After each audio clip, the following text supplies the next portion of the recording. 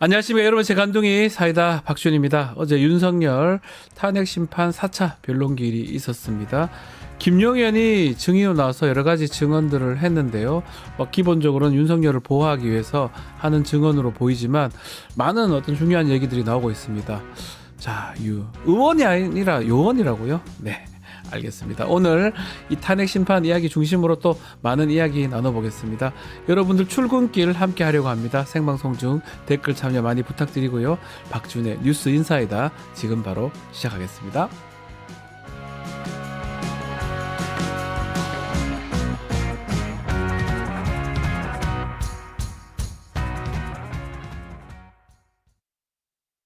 유튜브 구독하고 실시간 채팅과 댓글을 남기시면 매일매일 7,000TTCO를 드립니다. 참여 방법은 통통물 어플을 다운로드하고 회원가입과 로그인을 해주세요. 마이페이지에서 나의 회원 고유 번호를 복사해주세요. 유튜브 구독 후 실시간 채팅이나 댓글창에 고유 번호를 한 번만 입력하면 준비 끝! 지금 유튜브 채팅과 댓글 쓰기 참여하고 7,000TTCO 받아가세요. 장윤선의 최강시사 장윤선 기자 함께합니다. 안녕하십니까? 네, 안녕하십니까? 네, 금요일 날 또 뵙네요. 네. 자, 오늘은 빨리 좀 얘기 좀 해야 될 것 같습니다. 어제 4차 탄핵심판 변론기일이 있었는데 네. 김용현 전 장관이 이 증인으로 출석을 했고요. 2시간 30분 정도 진행이 됐는데 여러 가지 말들이 많이 나왔습니다. 우리 기자님께서는 어떤 장면, 어떤 부분을 가장 주목하셨습니까? 네, 역시 바이든 요인 네. 의원. 참. 시즌 2입니다. 네. 의원이 아니라 요원을 말하는 요원이죠. 요인도 아니네요. 예. 요원이었다. 요원. 의원이 아니라 요원을 끄집어내라고 한 네. 거다. 본회의장에 무슨 요원 이런 생각이 좀 들기도 하고요. 네. 그러니까 이게 악의가 안 맞아요. 그리고 또 하나는 저는 또 기가 막혔던 게 계엄령이 아니라 계몽령이었다. 그러니까 여전히 이 사람들은 그 전제군주 시대를 살고 있구나. 네. 우매한 백성들을 깨우쳐야 돼서 그래서 계몽령을 한 거다. 이런 말도 안 되는 진짜 민주공화국에서는 있을 수 없는 단어를 끌어다가 쓰면서 마치 자신들이 했던 비상계엄이 정당성이 있고 문제가 없음을 설파를 하고 있는 겁니다. 네. 근데 헌법재판관들이 바보가 아닙니다. 네. 저런 궤변을 진짜 인내심을 가지고 들어주는 거거든요. 근데 언제까지 들어야 될지 모르겠지만 여하튼 지정된 날짜 안에는 주장하고 싶은 얘기 다 해봐라. 네. 뭐 이렇게 될 것 같고 어제는 어쨌든 그 내란 수계의 넘버 1, 넘버 2, 넘버 3는 없었습니다만, 네. 그러니까 수계 두 사람의 입을 맞추고 뭐 거의 뭐 형님 먼저 아우 먼저 주고받기식으로 하면서 그 정당성을 주장하는 이런 시기였다고 생각이 좀 되는데요. 그렇죠. 그 중에서도 저는 핵심적으로 몇 가지를 좀 짚어볼 게 있는데. 도대체 그 최상목 쪽지 누가 준 거냐, 누가 건넸냐, 이게 굉장히 중요한데, 내가 했다. 김용현 내가 건넸다. 이제 네. 이런 주장을 하고 있어요. 근데 네. 습사 저 이거 보면서 예전에 그 응팔 보면, 보라가 담배 피다가 아버지한테 걸려요. 네. 이거 누가 담배 폈냐? 막 그러니까 보라가 막내 동생을 때리기 시작합니다. 그러니까 막내 동생이 막 얻어맞으면서 내가 폈지롱 막 이래요. 그거예요. 본것 같아요. 내가 했어 이런 주장을 하는 겁니다. 맞아요. 그런데 이거를 누가 믿겠습니까? 그러니까요. 설령 타이핑은 쳤을 수 있어요. 물론 김용현 장관도 본인이 치지 않고 무슨 보좌관이나 누구를 시켰겠지만 이거는 말이 안 되는 주장이고 반드시 회의를 했고 이게 넘버링이 8번이었다는 거잖아요. 그러니까요. 그러면 1번부터 최소한 7번까지는 있는 거 아니겠습니까? 그럼 그거 누군지 이미 또 받았다는 사람들이 있습니다. 조태열 외교부 장관 그리고 이제 그 국무위원은 아니지만 그 경찰청 경찰 조지호 경찰청장도 이제 증언한 바 있습니다. 그것보다 더 중요한 팩트는 얼마 전에 있었던 내란 국조 특위에서 박선원 의원이 이제 질문을 해요. 그래서 끌어낸 대답이 있으니 네. 김용현 장관의 군사 보좌관의 입을 통해서 확인한 겁니다. 12월 3일 날 그 계엄이 있었을 때 이 쪽지를 건네받았던 시점이 10시 50분에서 11시 10분 어간인데 네. 이때 김용현 장관은 전투지원실인가? 네, 거기에 있었고 지통실인가 지휘실에 있었다고 그러죠? 전작실인가 뭐지 거기 너무 용어가 많아서 죄송합니다. 네. 거기 있었다는 것이고 대통령실에서 최상목이 이걸 그 쪽지를 받는 순간에는 그때 있지 않았다라는 네. 증언이 나왔어요. 그러니까 물론 이것도 다 아니라고 주장을 하겠죠. 그러나 전반적으로 거짓이 너무 많았고 궤변이 많았기 때문에 상식을 가진 국민적 눈높이에서 보면 피곤하다 피곤해. 그만해라 진짜. 예, 이런 생각이 좀 듭니다. 맞습니다. 네. 자, 형사 재판하고 헌법 재판하고 뭐 그것을 잘 구별하지 못하는 거 아닌가 이런 생각 들기도 네. 하고요. 재판관들이 그 내용들을 다 알고 있고 네. 신빙성들을 아마 증명력을 따질 것 같은데 일단 그 변론에서 주목받았던 건 여러 가지가 있지만 그 중에 하나씩만 보면 네. 포고령 이론입니다. 정치활동 금지 포고령. 네. 요게 김용현이 어떻게 얘기할 것인가 이 부분이 주목이 됐었는데 결국은 김용현이 본인이 적었다. 직접 네. 작성했다. 대통령은 전체적 검토는 좀 했다. 뭐 이렇게 전반적으로 그렇게 좀 보는 것 같기도 하고요. 네. 입장을 어떻게 봐야 됩니까? 김 전 장관 입장. 그러니까 저는 이제 이렇게 생각합니다. 네. 일단은 입을 맞춰서 탄핵 심판에서는 어쨌든 윤석열 대통령에게 유리한 방향으로 진술을 해주는 거죠. 예. 그리고 형사재판에서는 자기 주장을 저는 물론 이따가 변호사님께 저도 여쭤보고 싶었는데 달리해야 할 거다 재판 전략을. 그러니까 여기서는 일단 윤이 살아 돌아와야 본인이 뭔가 조금이라도 유리한 고지가 만들어질 수 있지 않겠습니까? 네. 근데 제가 보기에 전반적으로 그런 여지는 없어 보이는데 여전히 자신들의 희망 회로를 돌리면서 여기서 잘하면 살아날 수 있어. 얼지마 쫄지마 부활할 거야. 이런 컨셉으로 좀 버티는 거 아닌가라는 생각이 좀 들어요. 네. 그래서 이미 또 그런 뭐 협의나 조정이나 이런 게 있었던 거 아닌가. 그리고 어제 정말 예상이 적중하셨어요. 네. 박 변호사님이 이제 취재 편의점에 오셔가지고 본인이 아마 직접 신문할 거다 네. 했는데 아니나 다를까 진짜 직접 신문을 합니다. 네. 하면서 내가 뭐 실제로 뭐 이게 잃어봐야 하루 이상 유지되기 어렵다고 판단을 해가지고 그리고 또 이 포고령 자체가 법리적으로 보면 너무 좀 추상적이고 뭐 그렇게 봤는데 그냥 내가 놔둡시다. 집행 가능성은 없지만 그냥 놔둡시다. 이렇게 얘기한 거 기억나십니까? 그러니까 대통령께서 평상시보다 좀 꼼꼼하게 안 보시는 것을 느꼈다. 법전을 항상 다 찾아보는데 이번엔 안 봤다. 찾더라. 예. 그러니까 이렇게 이제 주거니 받거니 하면서 이제 딱 누가 보더라도 이것은 짜맞춘 말맞춤이다 네. 이렇게 보이는 주장을 하는 거죠. 말 맞추기를 하려고 하면 정말 다 잘 맞춰야 됩니다. 네. 법관들도 그것을 믿고 그것을 다르게 생각하지 않을 정도로. 근데 다른 증거들이 너무 많기 때문에 이 네. 짜맞추기 시도가 오히려 탄핵 심판을 무시하거나 헌법 질서를 무시한다고 볼 수도 있거든요. 좀 지켜봐야 되는데 결국은 김용현 얘기는 윤석열이 주도한 게 아니고 내가 주도했다 이런 취지로 들리거든요. 그러니까 담배 내가 폈지롱 이거예요. 거의 그 수준이에요. 내가 했다니까 네. 이런 주장을 하는데 세상에 대한민국에서 어느 국민이 그 말을 믿겠습니까? 그러니까요. 계엄 직후에 있었던 국회 그 법사위, 국방위, 청문회에 나왔던 계엄 사령관들이 줄줄이 사탕으로 다 증언한 바 있습니다. 네. 곽중근 그 특전사령관, 이진우 수방사령관, 그 707 특임단장 다 얘기했습니다. 네. 그리고 대통령이 직접 전화해서 총을 쏴서라도 그 도끼로 문짝을 부수고라도 들어가서 의원들을 끄집어내라. 요원이 아니라 의원들을 끄집어내라라고 얘기를 했다. 그리고 그때 국회 본회의장이 중심적으로 있었던 사람들은 의원들이지 요원들이 아니에요. 네. 요원들은 그 안에 들어가지도 못했습니다.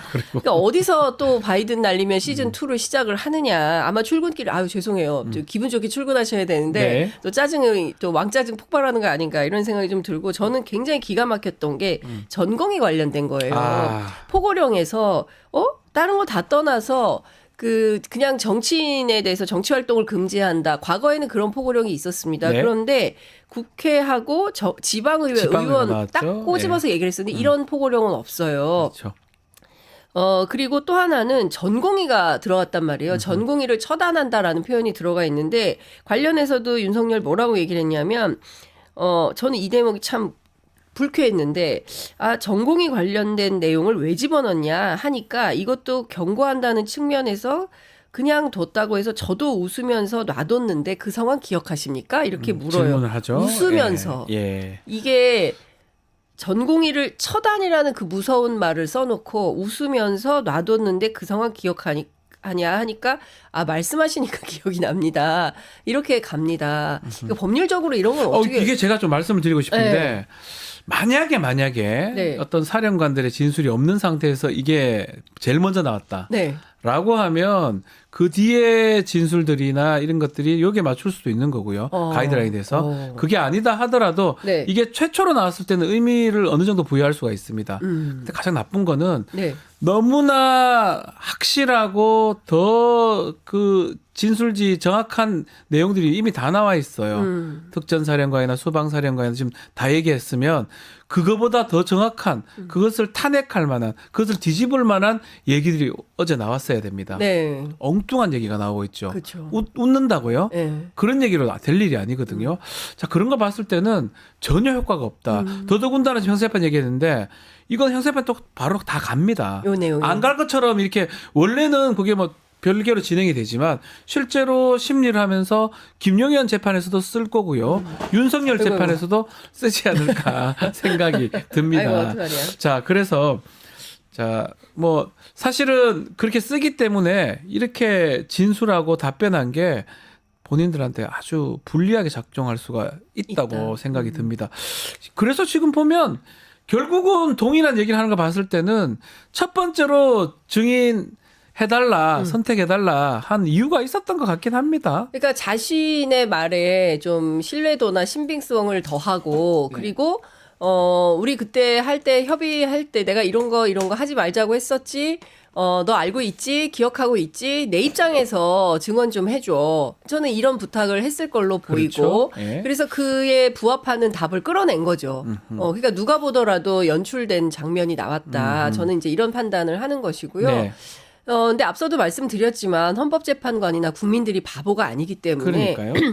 그리고 저는 의외로 국회에서 해놓은 일이 많다. 너무 많아요. 예. 그래서 그게 이거 보면서 굉장히- 알았어요. 네, 저는 예. 국회가 22대 국회가 굉장히 기민하고 발빠르게 특히 민주당과 야당들이 적극적으로 역할을 하면서 검찰이나 경찰이 하지 못한 또는 더러 할 수 없었던 증거 수집을 엄청나게 해놓은 겁니다. 그렇죠. 증인과 증거 수집을 해놓았고 그것을 축적해놓은 자료가 있기 때문에 이걸 기반으로 해서 헌법재판소에서도 죄송합니다.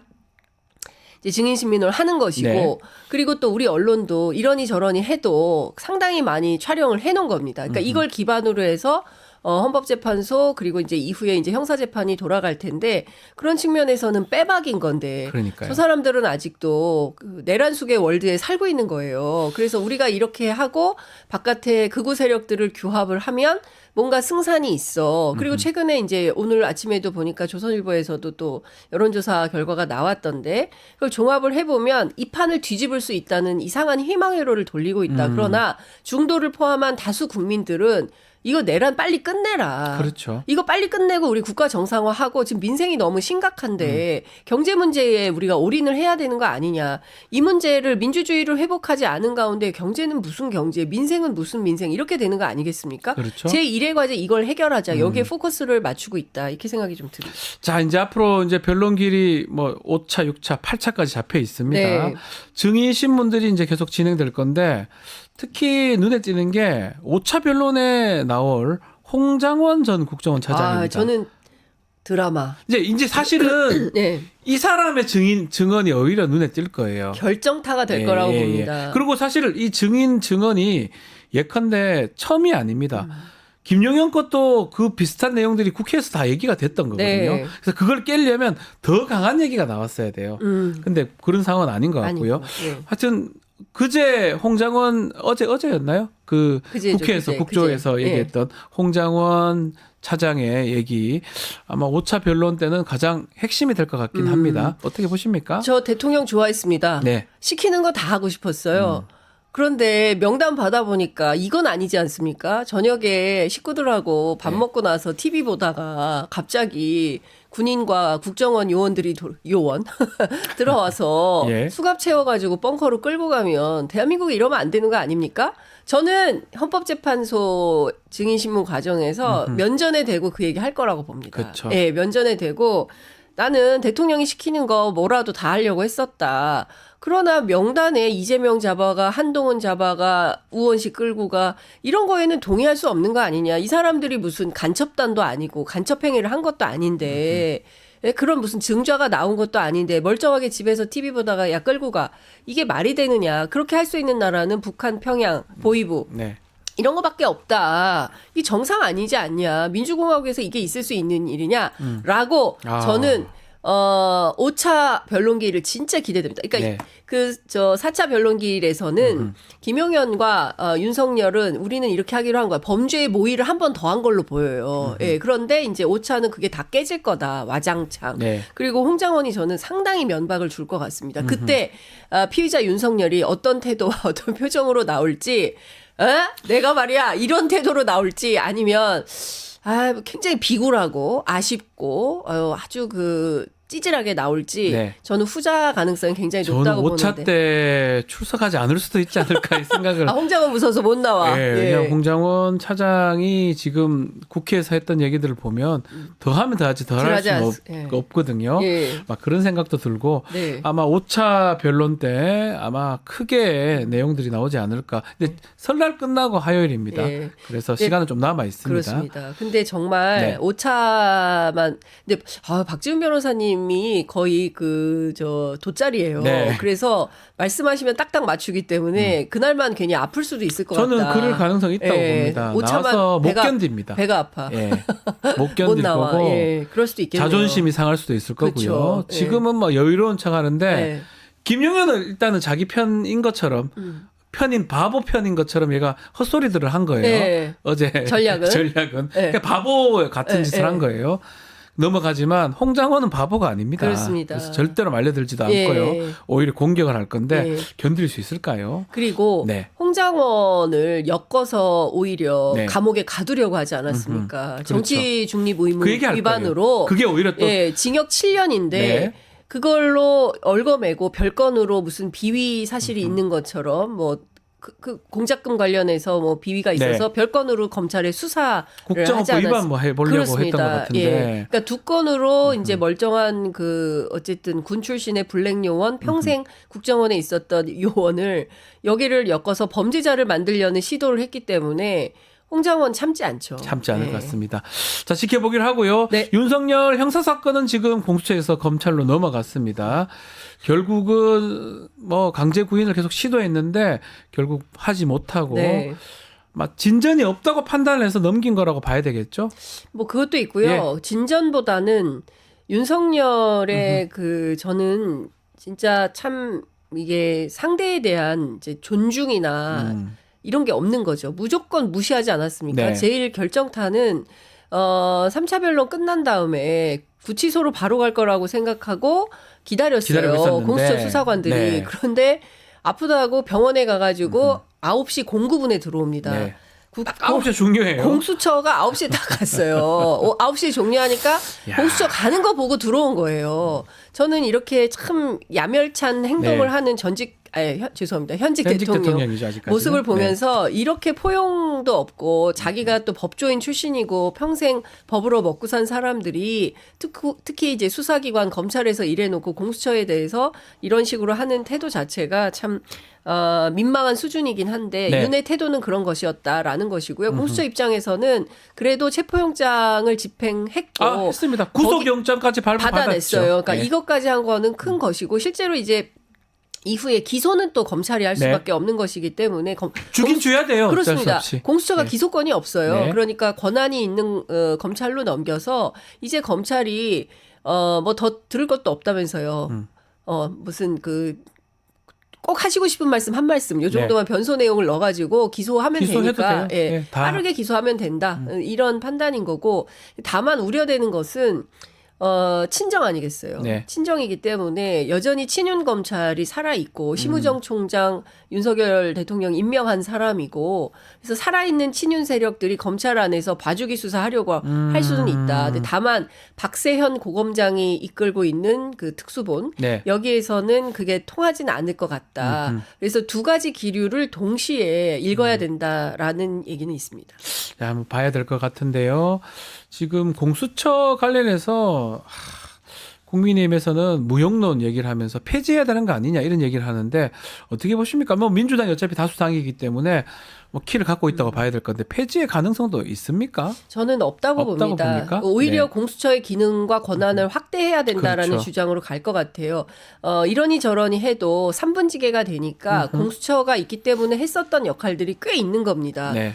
그래도 공수처 물론 답답하고 왜 저렇게 빨리 가서 그날 당일날 영장 집행도 못하고 돌아오냐, 제대로 된 수사를 왜 못하냐, 특히 이제 최혜병 그 사건과 네. 관련해서 순직 사건과 관련해서 조사도 왜 똑바로 못하냐, 이종호에 대해서 압수수색 조사 왜 제대로 못하냐, 뭐 이런 거에 대한 불만과 비판은 굉장히 많이 있었지만 그래도 정말 파출소 수준의 작은 규모임에도 불구하고 기계를 가지고 할 일은 했었다라는 건 좀 평가를 해줄 필요가 있고 맞습니다. 또 한 측면에서 저는 TV조선에서 그 식당의 CCTV를 얻어다가 공수처장과 수사관들이 그 저녁에 밥 먹는 거예요. 식사하는 거를 그게 찍었더라고요. 무슨 뭐 예. 엄청나게 과거에 그 검찰 특수부들이 뭐 별의별 군데 다 가서 그 비싼 음식 먹는 거하고 비교해 보면 소박하던데 그런 식당에서 일하고 나서 밥 먹으면서 반주 한 잔 한 걸 가지고 마치 무슨 큰 범죄자인 것처럼 계속 보도하고 있는데 저는 그렇게 악의적 프레임으로 보도하면 안 된다. 공수처 평가하고 이후에 고위공직자들에 대해서 더 수사나 할 수 있는 여지나 조건을 만들어주는 게 맞다. 이렇게 생각하고 아마 민주당도 그런 방향으로 가지 않을까 그렇죠. 싶습니다. 없애지 않고 인원이나 이런 것들을 좀 보강해야 네. 되겠죠. 인원이 매우 부족합니다. 부족합니다. 할 수가 없어요, 예, 사실은. 맞아요. 저 정도 한 것도 저는 검사 수도 개인적으로 부족하고. 잘한 것이다라고 네. 그렇게 평가해 준 게 맞다 예. 이 생각이 들고 어쨌든 구속은 시킨 거니까요. 네. 또 검찰에 가야 되는 상황이기 때문에 조금 일찍 갔을 뿐이다 이렇게 보면 될 것 같습니다. 마지막으로 하나만 좀 더 짚어보겠습니다. 네. 이진숙입니다. 방통위원장 이진숙 결국은 탄핵 기각이 되고 돌아왔는데 자 의견이 4대 4로 이렇게 정족수 미달 6인이 안 돼서 기각이 된 건데 어떻게 봐야 됩니까? 일부 일각에서는 윤석열 대통령 탄핵도 이렇게 되는 거 아니냐 이런 또 시각도 있는 것 같습니다. 저보다 박 변호사님이 훨씬 더 네. 전망도 잘하시고 분석도 네. 잘하실 거라고 생각하는데요.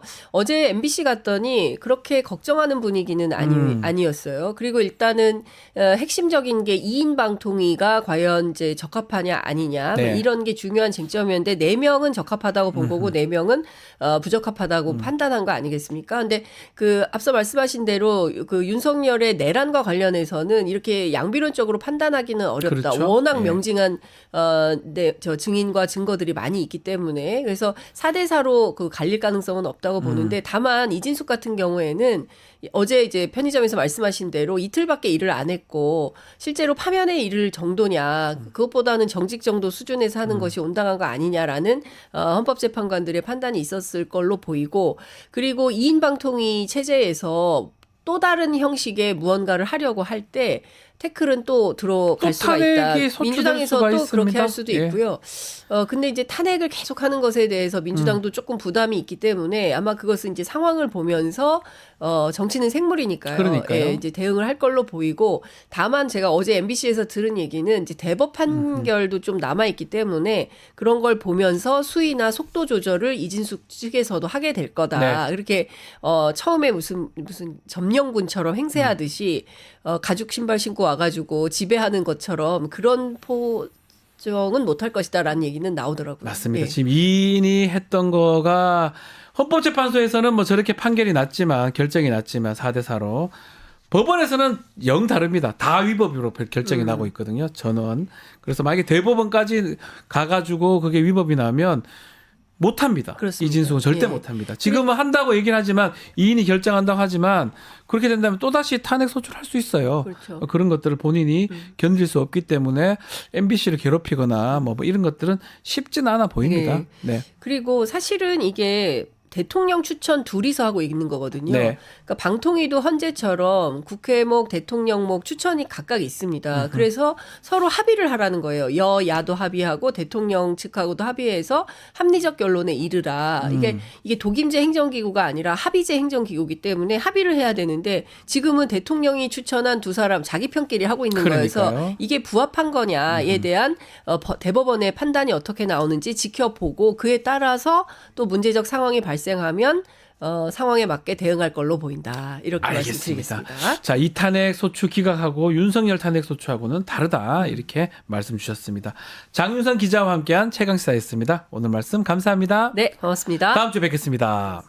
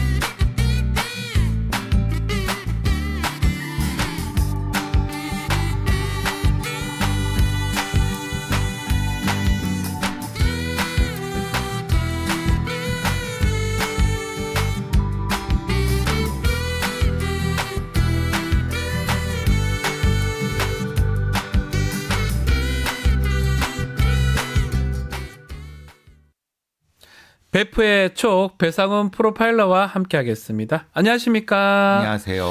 자, 오늘도 윤석열 대통령의 어떤 심리 상태, 자, 또 어떤 또 재판에 임하는 자세 등등 또 베프의 어떤 촉을 통해서 좀 알아보겠습니다.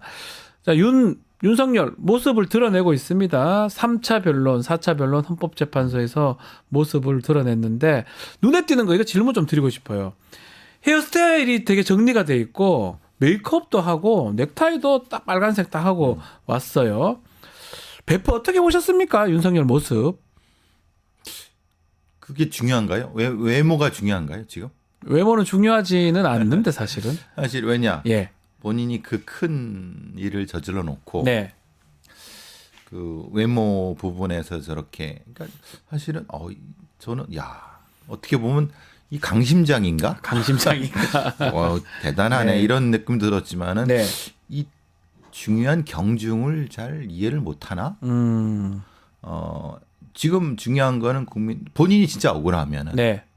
본인은 이건 뭐 비상계엄이 아니고 뭐 이런 그거에 중심을 둬야 되는데 머리 손질하고 다니는 거 보면서 이게 역사에 남을 일인데 이런 느낌이 들어서 좀 저는 많이 불편했어요. 불편했다. 이 사람이 예. 그리고 그렇게 외적인 부분을 많이 생각을 하나?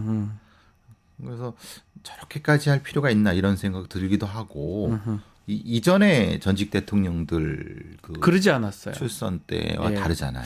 저희가 사진들을 조금 준비를 해봤는데 전직 대통령들을 다 이제 뭐 조사를 받기도 하고 재판하러 가기도 하고 대부분 수의를 그냥 입고 오는 경우도 많고요. 그렇죠. 뭐 수의 입고 안 입고는 선택의 부분이긴 하지만 그렇죠. 재판하는 과정에 보면 전두환, 노태우, 이명박, 박근혜 모든 모습에서 사실은 뭔가 화장을 하거나 뭔가 옷차림을 신경 쓴 모습보다는 그냥 있는 그대로 모습. 그렇죠.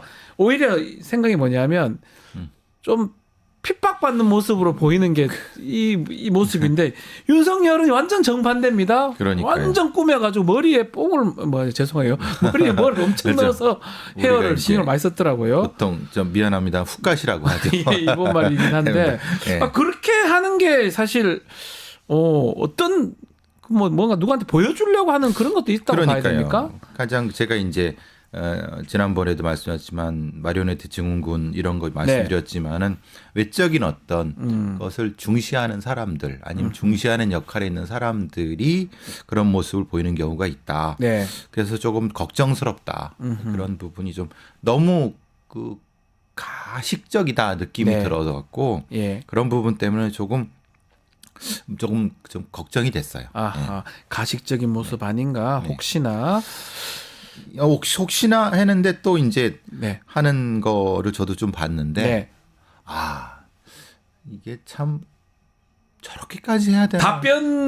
문답을 말씀하시는 거네요. 네, 답변 문답. 저렇게 옷 입고 나와가지고 저렇게 꾸미고 나와가지고 엉뚱한 요원 의원 막.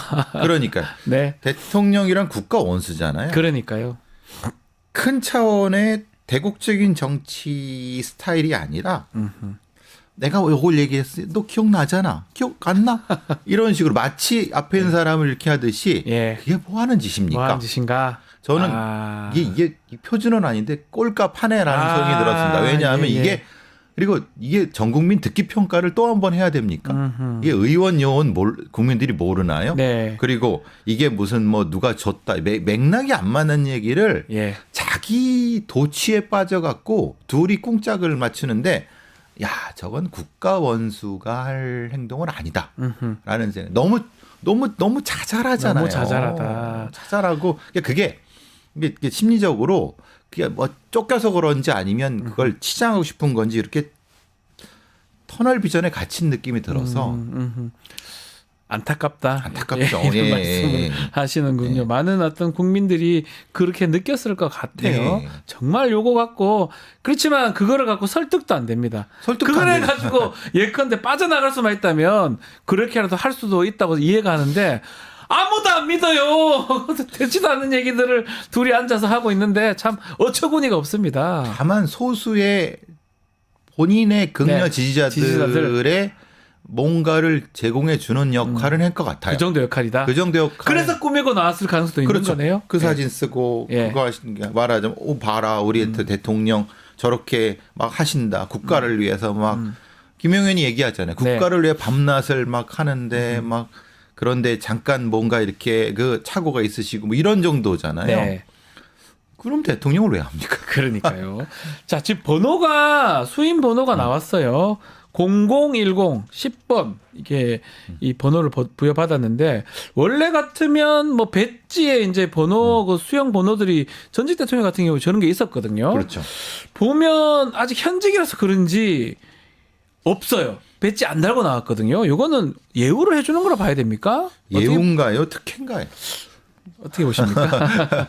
그러니까 법무부는 예우라고 하고 네. 뭐 특혜 아닌가라는 얘기도 있고, 그러니까 뭐 달아도 된다, 다나 마나 그거는 어떤 선택 사항이다라고 하니까, 네. 그럼 그런 어떤 규정도 없는 건가?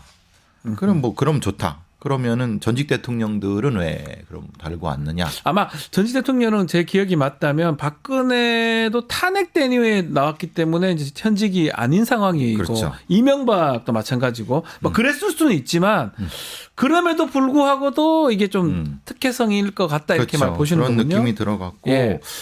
근데 뭐 법무부에서 그렇게 우기니까 뭐 예. 법무부가 규정을 가지고 있고 더 큰 문제는 네, 그 머리할 시간을 줬다는 거잖아요. 그러니까요. 예. 그렇게까지 해야 되나요? 네.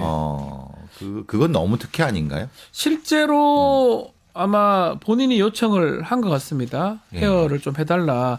그래서 지금 들리는 바에 따르면 구치소에서 해줬다고 합니다. 법무부에서 그러니까 교정 당국에서 사람 오락해서 그 구치소 그 인원들이 보는 앞에서 했다고 하긴 하는데. 예. 근데 헌법재판소 그 대기하는 데서 했다는 얘기도 있어갖고 네. 거기서 다른 어떤 외부에서 와서 했다는 얘기도 그 얘기도 있어서 있죠. 예. 그래서 그거는 좀 문제가 있는 거 아닌가요? 왜냐하면은 실제로는 그 다른 공범들과의 입맞춤의 여지가 있으면 안 그러니까요. 되잖아요. 예. 오히려 지금 헌법재판소에서 본인이 신문할 때 여러 가지 일종의 김용현이라는 사람한테 계속 뭐 손짓이나 이런 걸 통해서 신호를 주고 이런 부분들은 분명히 그 재판관들이 좀 제지했어야 되는 것이 아니냐 이런 느낌도 들고 오히려 그래서 김용현이 진술을 조금 바꿨잖아요. 네. 그런 부분들은 좀 그렇습니다. 좀. 그래서 뭐 김용현 얘기가 입맞춤이 있는 게 아니냐 이런 얘기도 있을 정도로 당일날 어제 탄핵 심판 증인 신문 과정 보면 윤석열 얘기에 다 입을 맞춰주는 모양 그렇죠. 새긴 왜냐하면 합니다. 예. 뭐 본인이 얘기를 하면 그거 맞죠? 맞다고 기억나죠? 하고. 그러니까 뭘 얘기하고 기억나는 게 얘기를 해주고 이만큼 기억나죠 그러니까 야 그럼 예, 기억납니다. 이제 기억나네요라고 하죠. 이제 기억납니다. 선택적 기억인가요? 네. 그러면 이게 우리 또 베프님 또 범인을 보는 시점에서 누군가는 뭐 거짓말을 하거나 아니면 좀 김용현 입장에서도 지금 예전 얘기하고 지금 얘기가 좀 많이 달라지고 있잖아요. 틀이 결이 달라지고 있는 거 봤을 때는 뭔가 거짓말을 누가 하고 있다고 봐야 되는 겁니까? 거짓말을 할 때 가장 그 네. 3차하고 요번에 했을 때의 윤석열 어쨌든 피청구인이죠. 네.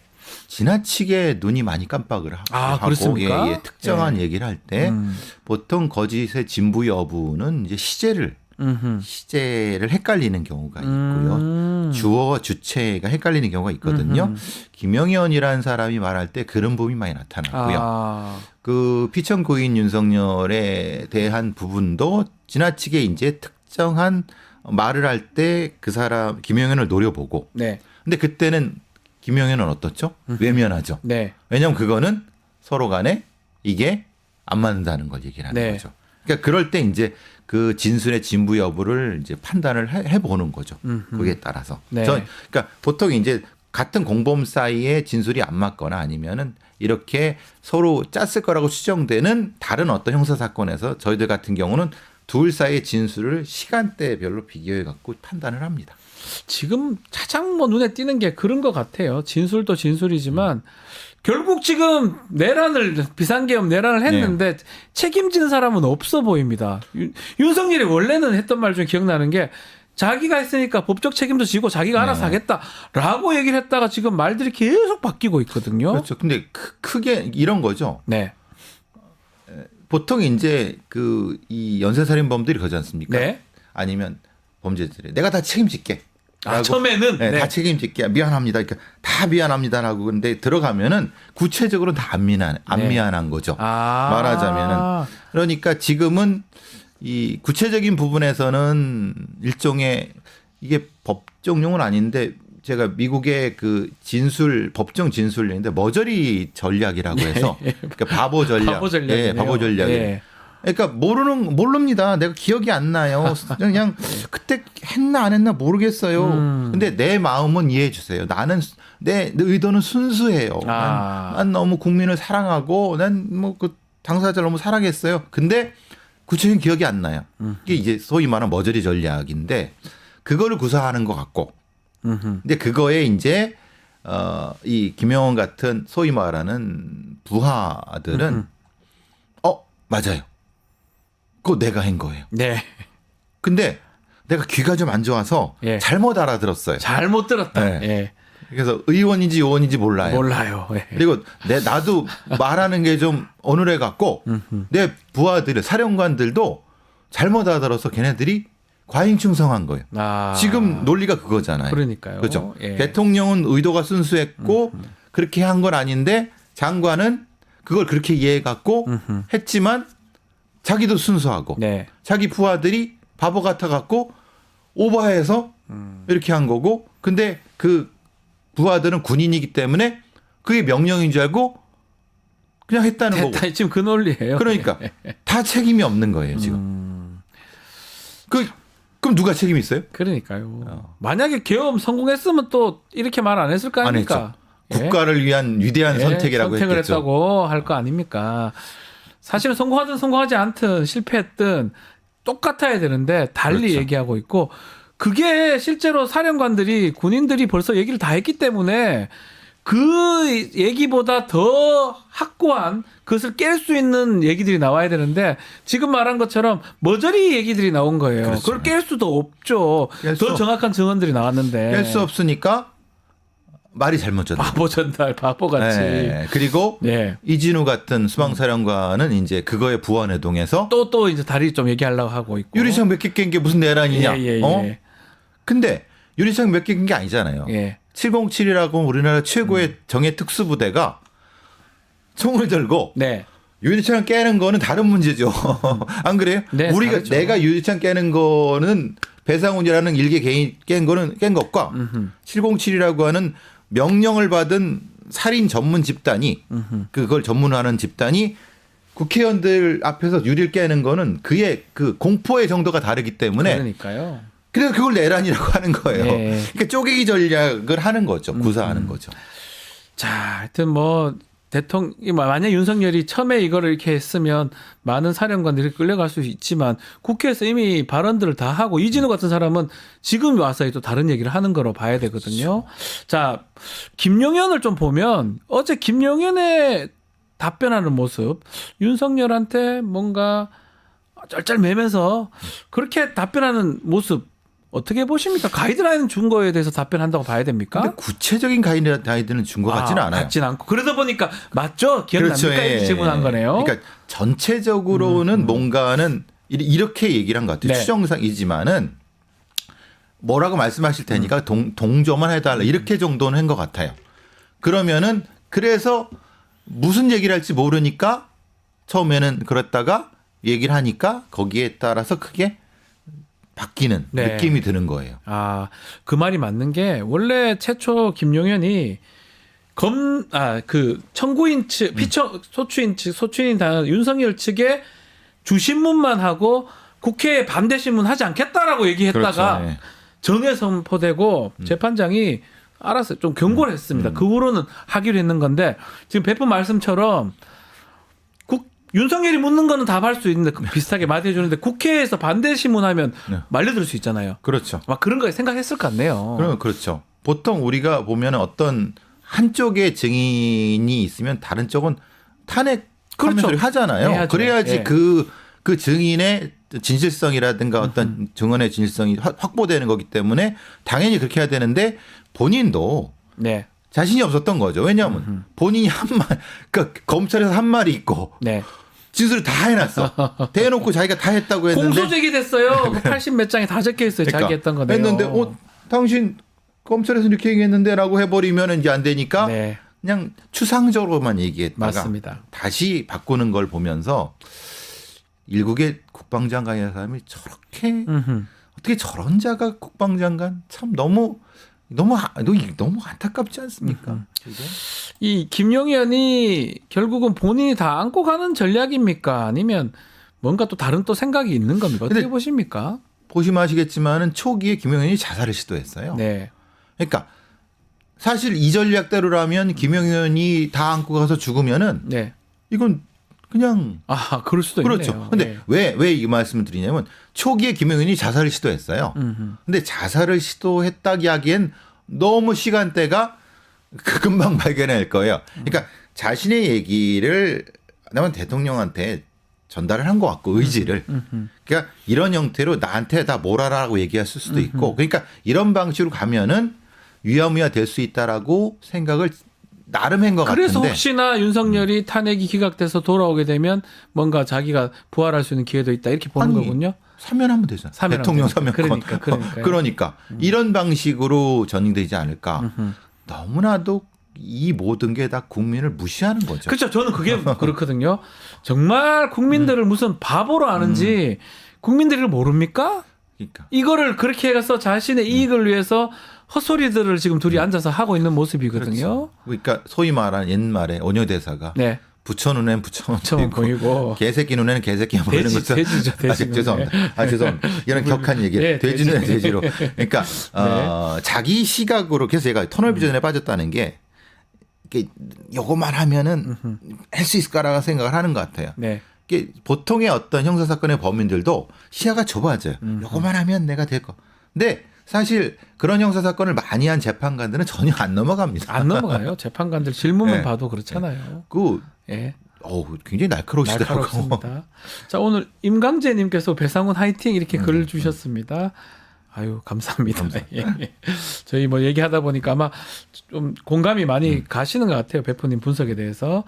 자, 그래서 뭐 변론 또 탄핵, 좀 지켜봐야 될 것 같고, 요 질문 좀 또 해야 될 것 같아요. 배포님 오셨으니까. 경호처 부분입니다. 김용현도 원래 지금 장관이긴 하지만 원래 경호처장 했었어요. 윤석열 정부에. 그러니까요. 자, 지금은 김건희만 이게 경호처에서 보호를 하고 있는 상황인데 일단은 경호처 구조가 어떻게 됐길래 지금 보면 김건희를 지키기 위해서 그것도 경호처 네. 김성훈 차장은 뭔가 또 하고 있는 모습입니다. 그러니까요. 이게 경호처의 비밀주의. 네. 경호처의 비밀주의가 가능한 것은 아시다시피 전 세계에 소위 독재 민주국가 반열에 드는 나라 중에 유일하게 대통령실 직속이 네. 경호처가 있는데 우리나라밖에 없습니다. 아, 우리나라밖에 없습니까? 예, 예. 문제네요. 아시다시피 그 미국 같은 경우는 네. 시크릿 서비스라고 해서 재무부 소속이었다 국토안보 소속으로 바뀌었습니다. 그러니까 이게 이제 하나의 강요 밑에 있는 거였어요. 그리고 미국도 오랜 시간 동안 네. 대통령 경호를 맡는 조직을 안 만들었어요. 왜냐하면 그 조직이 네. 사병화된다고 생각을 했기 때문에 그렇고요. 아. 영국이나 독일 같은 데는 오히려 그냥 경찰의 하나의 일개 부서가 합니다. 오히려 그게 맞을 수도 예. 있겠네요. 왜냐하면 네. 이렇게 별도로 하면은 차지 처리꼴 나는 겁니다. 네. 차지 처리가 왜 문제입니까? 권력을 가졌어요. 그 문고리 나중에. 그렇죠. 그러니까 문고리 경호만 한 것이 아니라 예. 경호하러 들어오는 강요나 밑에서 자기 밑 사람한테 부렸잖아요. 네. 결국은 그래서 뭐가 문제가 됐습니까? 나중에 김재기와 문제겠죠. 충돌로 네. 그 큰 일이 벌어진 거지 않습니까? 그래서 차제의 경호처를 네. 경찰 소속으로 바꿔야 된다라는데 지금은 무조건 대통령실 밑에 있는데 정확히는 대통령실 밑에 있어도 대통령 비서실장도 관여를 못해요. 그러니까요. 그러니까 네. 말하자면 VIP가 직접 경호처장과 해서 경호처장이 경호구역을 설정하면 거기 밑에 합참의장이건 장관이건 다 말을 들어야 돼요. 지금처럼 법원의 영장도 자기 말을 들어야 돼요. 그렇죠. 그건 법에도 있고요. 예. 그게 법치입니까? 네. 아니 법원의 영장을 경호구역이라고는 경호처장 따위가 무시할 수 있는 게 이게 무슨 법치국합니까? 지금은 경호처장도 없어요. 네. 차장이 지금 직무대리가 그걸 경호구역을 지가 만들어서 영장 못 들어와. 지금 그래서 계속 영장이 못 들어가잖아요. 네. 이게 무슨 법치입니까? 문제가 심각하고 네. 일단은 뭐 법적인 부분도 문제지만 좀 보도에 따르면 생일 축하 뭐 삼행시 뭐 군인들 동원하고 여경 동원하고 등등의 그게 얘기들이 가능한 거는 나와요. 뭐냐면 예. 경호처장이 경호처장 밑에 그 밑에 있는 부대라 이런 걸 배속시킬 수가 있어요. 아 배속을요. 예, 그러니까 예. 이런 거죠. 수방서 55가 실제로는 인력은 거기 군대 소속인데 실제로 지휘는 경호처장이 해버려요. 근데 경호처장이 지휘를 하면 안 되죠. 안 되죠. 당연히. 예. 그러니까 지휘를 해버리니까 뭔가 하냐면 거기에 있는 여군 또 경찰에 배속된 여경이 잘 보이려고 말이 됩니까 이게? 이게 말하자면 어떤 국회의원이 기쁨조에 말씀하셨는데 뭐 약간 과하지만은 아니 그거 아니면 뭡니까?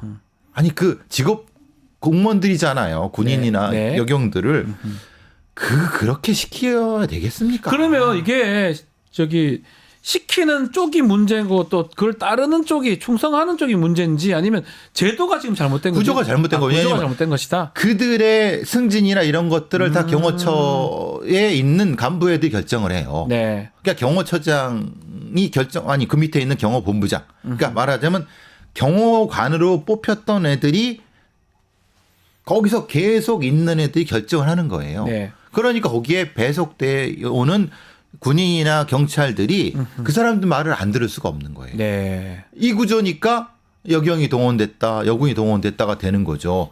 그러니까 이건 안 되죠. 이게 미국이나 영국이나 네. 이런 데 말이 됩니까? 이게 절대. 왜냐?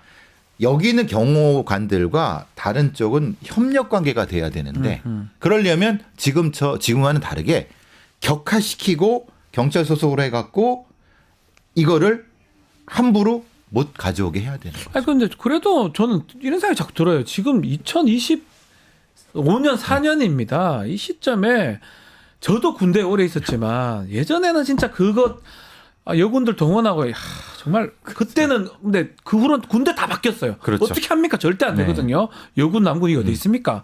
근데 그 경호 쪽 분위기는 어떻길래 시키면 시키고 노래 막 가곡 막 만들어서 부르고 삼행시 짓고 뭐 윤석열 삼행시 짓고 여군들 부르고 분위기가 어떻길래 그렇습니까?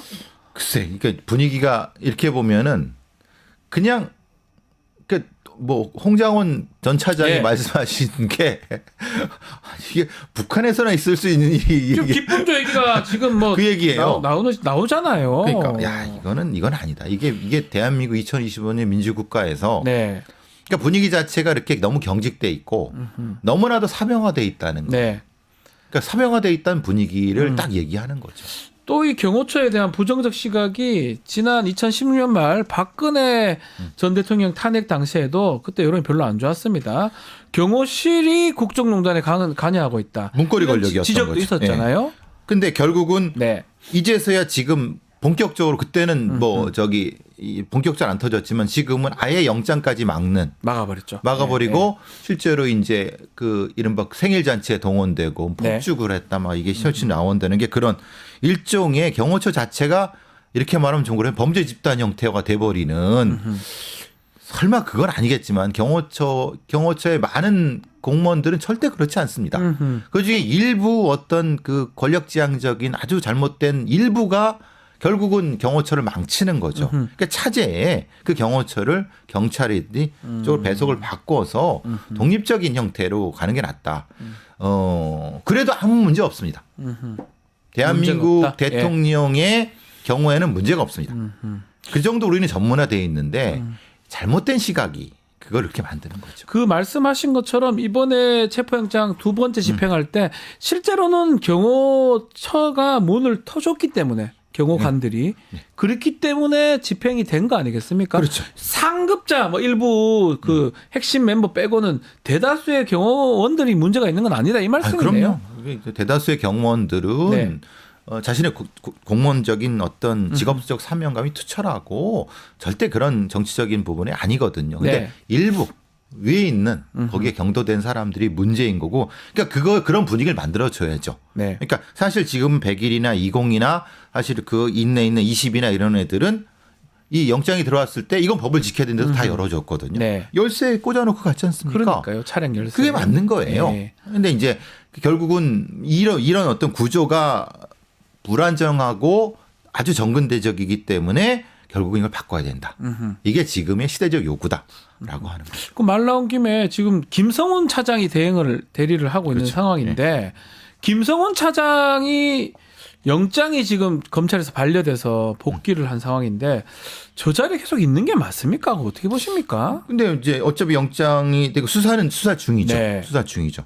그러면은 정직을 시켜야 되는 게 맞는 거 아닌가요? 아, 저도 뭐 직무 정지 시키는 게 네. 최상목 대행이 정직시키고 이게 맞는 거지. 지금 수사를 받고 있는 상태인데, 그러니까 최상목 대행이 포지션이 어정쩡하다. 네. 오히려 최상목 대행의 저 포지션이 지금 김성훈이를 저렇게까지 간을 키운 것이 아니냐 이런 얘기가 나오는 거죠. 네. 어떻게 이런 수사를 받는데 다 끝났다고 경호하러 간다고?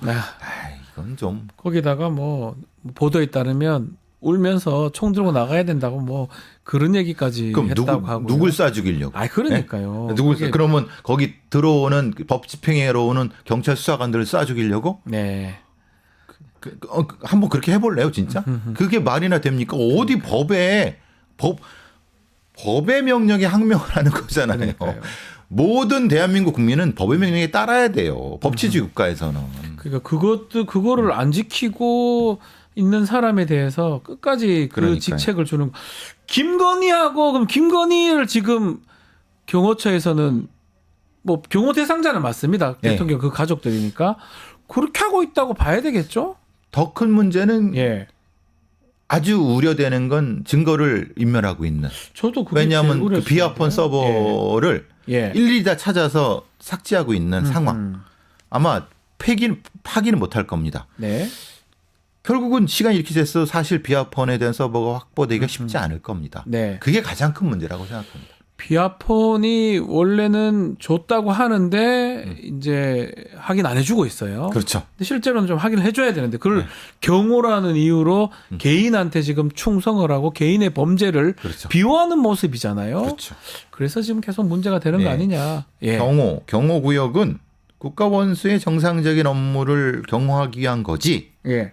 범죄를 네. 은폐할 그런 건 그래서 이제 대통령 경호법이나 이런 것도 차제에 좀 촘촘하고 좀 깔끔하게 정리를 해야 된다. 지금은 너무 좀 그런 부분이 있어요. 이 사태가 정리가 되면은 예. 좀 정리를 해야 될 필요가 있는 것 같습니다. 지금 정치권에서 경호처 폐지도 나오고 예. 있습니다. 아니, 당연히 해야 돼요. 우리나라만 폐지한 게 맞다. 예. 우리나라만 그 소속이 됐다니까요. 네. 경찰 소속이어도 아무런 문제가 없어요. 오히려 지금은 경호처가 군대나 경찰이나 다른 거를 다 지휘할 수 있게 하는 게 문제인 거예요. 네, 네. 그게 아니라 협력 관계로 하면은 그리고 거기에 대한 예산이나 이런 것들을 국회에서 이 회계 감시를 받게 하는 게 맞습니다. 참 그렇게 좀 이번 기회에 앞으로 좀 경호라는 이유로 법을 무시하고 예전에 삼국시대 소도같이 만들어놨어요. 이걸 못 들어오게 만드는 거 아니에요. 네. 그거는 사실 안 된다. 법치주의엔 예외가 없는 것이다. 그래서 경호처의 어떤 폐지라든지 경호처 좀 존폐 이것도 좀 논란이 네. 될 것 같다 생각도 듭니다. 자, 오늘 말씀은 여기까지 듣도록 하겠습니다. 배상훈 프로파일러와 함께했습니다. 감사합니다. 감사합니다.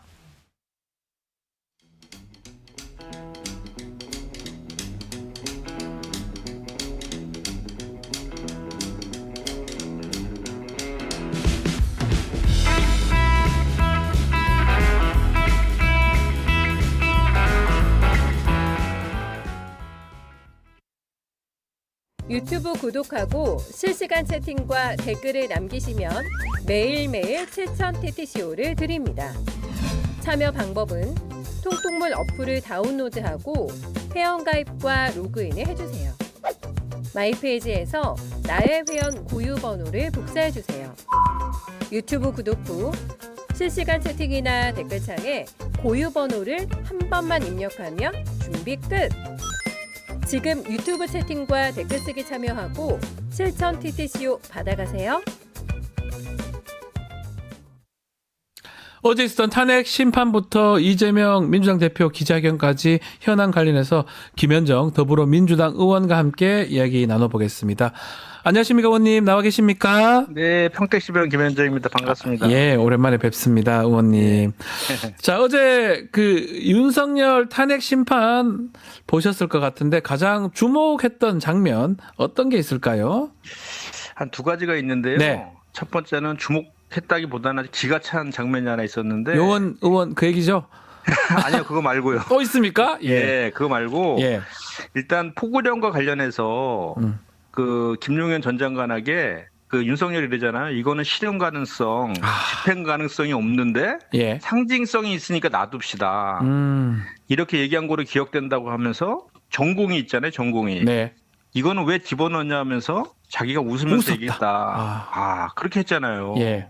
이렇게 웃으면서 얘기했다. 아니 내란 우두머리 윤석열은 비상계엄도 무슨 일이고 네. 탄핵 심판 받고 있는 것도 장난인가 하는 생각이 들어서 정말 이런 사람을 대통령을 뽑았나 하는 자괴감마저 들더라고요. 네. 그리고 또 하나는 이제 하나 더. 예. 계엄 포고령과 비상 입법 쪽지 관련해서 전부 다 김용현한테 넘기고 네. 또 무책임한 모습 보이고 있었잖아요. 네. 저기 박정희 전 대통령 심장에 총을 쏜 김재규도 재판받을 때 다 내 책임이라고 했거든요. 참 이런 모습 보면서 참 이런 사람이 시킨 대로 했던 그 부하 그 저기 아랫 사람들 그 뭐 군경 그 수뇌부들은 어떤 생각일까 하는 생각이 들더라고요. 그리고 또한 좀 전에 말씀하신 것처럼 네.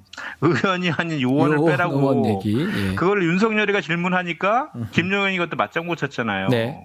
뭐 다들 이제 뭐 바이든 날리면 투라고 이렇게 얘기하는데 이거 관련해서 이제 그 우리 청구인 저기 변호사들이 그 질문을 했잖아요. 예. 아니 이게 요원이면 철수 명령 내리면 되지 왜 그 유리창 깨고 들어갔냐 그랬더니 그 저 피청구인 변호사들도 웃더라고 그래서 웃었다 그러더라고요. 저희 하도 기가 막히니까. 예.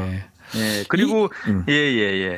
이게 사실 이 보면 이런 변론에 직접 나옴으로써 이 사람들의 진면목이나 모든 것 드러나는 것 같습니다. 맞습니다. 예. 저 정도였나 싶은 거죠. 그러니까 말씀처럼 정말 국가 지도자고 또 한 사람은 국방부 장관입니다. 국방을 책임지는 사람인데 둘이가 앉아서 웃고 뭐 이딴 소리를 하고 있으면 이게 이 사람들에게 우리 국방 모든 걸 맡겼다라는 게 자체가 조금 국민으로서 좀 자괴감이 들기도 하고 좀 한심스럽기도 하고 이런 생각이 들기도 하는데요, 의원님. 그 화면 보면요. 네. 계속해서 윤석열이 김용현을 계속 맞습니다. 쳐다봐요. 예. 눈을 마주치고 뭔가 이제 사인을 주려고. 네. 그 모습도 진짜 보기 싫고 그 말할 때 보면 그 과거에도 항상 그 좀 도리도리하는 거하고 네. 당수치기 하듯이 막 손 이렇게 막 내리면서 하는 그 있잖아요. 그거 예, 진짜 보기 싫잖아요. 네. 그거를 그 정말 그 내란 수괴로 해서 이원적 비상계엄으로 탄핵심만 받는 자리에서도 그 액션 쓰는 거 보고 야, 저 사람 멘탈 정말 대단하다. 그리고 이제 어제 그 저 재판관이 네. 물었잖아요. 비상계엄 왜 했냐고. 그렇죠. 김용현한테 그랬더니 뭐 거대 야당의 경종을 울리고 부정선거 의혹을 뭐 확인하려고 그랬다. 네. 그렇게 이제 얘기를 했잖아요. 그러면 우리가 지금 벌써 스스로가 이거 이원적이다라는 거 인정한 거잖아요. 자백한 꼴 아닌가요? 예, 원래 우리 비상계엄은 전시와 사변 이에 준하는 비상사태일 때 하는 거잖아요. 네. 이거는 거기에 해당되지 않는 거잖아요. 그러니까요. 이거 예. 말도 안 되는 얘기고. 예. 예. 자, 그것도 지금 화면에 계속 윤석열 모습이 나오고 있는데 지난 변론길도 그렇고 이번 변론길도 그렇고 양복 차림에 머리도 정돈된 상태에서 나왔는데 이 부분은 어떻게 보셨습니까? 이게 특혜라고 얘기하는 경우도 있고요. 이런 네. 사례가 처음입니다. 그러니까 뭐 이게 무슨 교정당국의 재량사항이다 이렇게 애써 얘기하지만 네. 그렇게 예를 적용한 적이 없잖아요. 네. 그러니까 이게 무슨 그리고 그 사전 헤어스타일링을 이제 교정당국에 요구해서 법무부가 이를 승인했다고 하는데 이런 사례가 있었습니까? 처음이죠. 현직 대통령이 구속된 게 처음이니까요. 이 비용은 누가 됐는지도 확인해 봐야 될 것 같아요. 이 부분도. 예. 그리고 이제 거기 수임 번호가 적힌 이제 10번이잖아요. 예, 0010. 예. 예, 그것은 일반 옷에 대해서 그러니까 배지. 배지에도 달아야 되는데 네. 그것도 안 달았어요. 예. 그러니까 그 전에 이 번호 배지 같은 경우에는 전두환, 노태우, 뭐 이명박, 박근혜 다 달고 나왔거든요. 네. 본인만 또 예를 줬거든요. 그래서 이게 지난번에 김건희 그 황제 출장 조사 또 문제가 많았는데 이것까지도 뭐 피의자까지 특급 의전까지 이게 전부 다 법과 원칙을 무시하는 거거든요. 이게. 네. 근데 이제 이게 법무부의 그 해명이 더 저는 정말 기가 막히던데 이게 대중매체에 공개가 되기 때문에 공익과 국격을 위해서 허용했다. 이렇게 네. 대답을 하더라고요. 완전히 언어 도단이죠. 지금 12.3 내란으로 공익과 국격을 뿌리째 뒤흔든 장본인 아닙니까 윤석열이. 그렇죠. 본인인데. 예. 예. 그런 사람에게 이거는 절대로 예외가 적용되거나 특혜가 이뤄서는 안 되는데 정말 그런 국민 감정과는 동떨어진 저걸 한 거죠. 이 사람이 왜 이렇게 꾸미고 나왔을까요? 다른 전직 대통령을 보면 더 초췌하게 나왔던 것 같은데 뭐 이유가 있을까요? 자기를 이제 이 사람은 망상에 빠져 있잖아요. 부정선거도 뭐 사실인 것처럼 아주 확신하는 것 같고. 예. 그리고 자기가 한 계엄이 아직도 정당하다고 이렇게 막 그 확신범으로 지금 확신범 아닙니까? 그러니까 자기 그런 거를 또 지지하는 또 일부 극우 보수층이 있어요. 극우 유튜버들 비롯해서. 네. 그 사람들한테 자기는 건재하다. 자기는 잘못한 거 없다. 비상계엄 정당했다. 이거를 보여줌으로 해서 선전선동하는 거죠. 더 싸워라. 예. 예. 그렇게 보는 게 맞을 것이다. 자, 중요 발언들 하나씩 조금 짚어서 보면 윤석열이 민주당의 권력남용 막기 위해서 계엄 선포한 것인데 이게 실패한 계엄은 아니고 예상보다 빨리 끝난 계엄이다. 이렇게 답변을 하더라고요. 어떻게 보셨는지요? 제가 웃어 죄송합니다. 예. 1일짜리 계엄이라 그러더라고요. 네. 근데 1일짜리 계엄이 아니라는 것은 뭐 여러 가지 정황으로 다 확인되고 있는 거 아닌가요? 네. 뭐 이게 그러면서 하루짜리 계엄이고 실패한 계엄이 아니다 이렇게 얘기했는데 이미 뭐 예비비 관련된 거 쪽지라든지 뭐 선관위 그 정보사도 네. 뭐 그 2, 3일 대기하고 있었다는 그 진술도 나왔고 네. 또 김용현이도 어제 그랬어요. 또 막 자꾸 이렇게 추궁을 하니까 자기는 2, 3일은 갈 줄 알았다고. 그러니까 그 앞에서 얘기하면서도 막 말을 지어내는 것 같다는 그런 느낌이 들 수밖에 없고. 네. 예. 그리고 저도 담 넘어갔어요. 네. 들어가게해서. 저같이 직접 경험한 사람도 있고 그 계엄군이 유리창 깨고 쳐들어가는 모습까지 다 국민들이 목도했는데도 다 봤는데요. 예. 예. 그리고 그 야당이나 뭐 이런 것도 야당의 뭐 자기가 주장하는 권력남용이나 뭐 이런 것들은 비상계엄의 요건 자체가 되지 안 되죠. 않잖아요. 전시 예. 기타 이에 준하는 사변인데요. 그러니까 정말 말도 안 되는 변명을 일관하고 있고 저는 어제 그 재판장들을 이렇게 표정 보니까 네. 뭐 그냥 저는 결심을 한 것 같아요. 더 이상 심리도 필요 없을 정도다 이렇게 보시는 거군요. 예, 예. 예. 아 근데 그 김용현의 태도가 조금 입장이 조금씩은 바뀌었던 것 같아요. 지난번에는 윤석열이 다 검토 다 했다 이런 식으로 얘기했다가 이번에는 살짝씩 바꾸는 모습. 윤석열 지키기로 봐야 됩니까? 어떻게 보십니까? 그런 거라고 봐야죠. 그러니까 뭐 어제 윤석열과 김용현의 그 서로 눈 마주치고 한 걸 봤을 때에는 이제 한 가닥 희망이 그 혹시라도 둘 다 이제 망상가들 아닙니까? 혹시라도 여기 탄핵 심판에서 기각이 되면 윤석열이 살아나야지 자기한테도 희망이 있다. 이런 식으로 이렇게 교감이 이루어지지 않았나. 그런 느낌이 좀 들어요. 그런 느낌 드는데 그럼에도 불구하고 그 김용현이요. 그 모든 거를 다 자기가 했다 그러진 않았어요. 그 포구령 이것도 자기가 작성한 거 맞지만 윤석열도 검토했다 얘기했거든요. 그러니까 결국은 그 내란의 우두머리는 윤석열이기 때문에 김용현이가 그 계엄을 제안하고 윤석열이가 실행한 거잖아요. 그렇죠. 그러니까 둘이는 서로 뗄 수가 없는 관계이고 윤석열이가 이 탄핵 심판에서 기각받는다는 것은 그것은 언감생심이죠. 또 다른 쟁점 하나만 더 짚어보면요. 비상입법기구 문건 이 부분인데 김용현이 직접 작성했다 이렇게 얘기를 했습니다. 이게 신빙성이 있는 겁니까? 일단은 그거를 작성했다 김용현이가 이제 본인이 작성했다고 얘기를 했는데 그렇다 하더라도 어쨌든 그 윤석열한테 이게 윤석열의 허락과 결재가 있었다라고 봐야 되는 거죠. 그렇죠. 그러니까 윤석열이가 책임져야 된다는 그것은 당연한 논란의 여지 없는 명확한 내용이다라고 결론이다라고 볼 수밖에 없고 또 하나는 이제 이 거짓말인데 그 윤석열이 자기가 준 적 없다라고 김용현이가 자기가 직접 최상목한테 줬다 그랬잖아요. 누구 시켜가지고 행정관 시켜가지고. 근데 그 최상목은 국회 나와서 그렇게 얘기하지 않았거든요. 달리 얘기했죠, 조금. 저기 그 국무회의 짝퉁 국무회의 끝난 다음에 윤석열이 자기를 불렀고 그 옆에 있는 사람을 통해서 나한테 줬다라고 했거든요. 벌써 이것도 서로 이제 안 맞는 거예요. 또 외교부 장관은 또 직접 받았다는 얘기도 또 본인이 직접 외교부 장관 직접 받았다 그랬는데 그것도 아니라고. 그래 이제 이게 사실 얼마 전에 언론 보도에서 검찰이 이제 국무위원들에 대해서는 수사하지 않겠다. 뭐 이런 식의 약간 일부 언론에서 난 적이 있어요. 봤습니다. 근데 어제 이제 이 탄핵 심판을 통해 가지고 그 11명 국무위원은 빼박으로 수사받게 생겼어요. 다 받아야 되겠죠, 이제? 어제 그랬잖아요. 어제 쪽지를 최상목한테만 준 게 아니라 총리한테도 줬고 행안부 장관, 외교부 장관, 뭐 경찰청장, 국정원장 등 뭐 6, 7명한테 줬다 그랬잖아요. 수사해야죠 이제. 이게 8번이 기재부께 8번이면 최소한 7개 더 있다는 거잖아요. 최소한. 그렇죠. 근데 이제 어제 뭐 보니까 그 번호 8번은 그거는 뭐 자기가 적은 거 아니다라고 김용현이가 재판장한테 얘기하더라고요. 그러니까 어제 6명 정도를 언급했으니까 그 사람들은 100% 뭐 조사 받아야죠. 뭐 받았는지. 자, 검찰에서 사실은 군인들이나 경찰 조사는 좀 잘하고 있는데 내각이나 뭐 참모진 조사가 거의 없어요. 그러니까요. 그 부분이 이제 어제 좀 이거 실타래는 풀리는 수도 있다 이렇게 의원님은 보시는 거군요. 그렇죠. 아니 그렇게 증언을 했으니까 이제 이거를 조사 안 할 도리가 없잖아요. 자, 그리고 또 하나는 거기서 국무위원들 11명이 있잖아요. 국회 본회의 나와갖고 전부 다 자기네를 반대했다 그랬어요. 그런데 찬성한 국무위원도 있었다. 그 얘기 나왔거든요. 그럼 찾아내야죠 이제. 찾아내야 된다.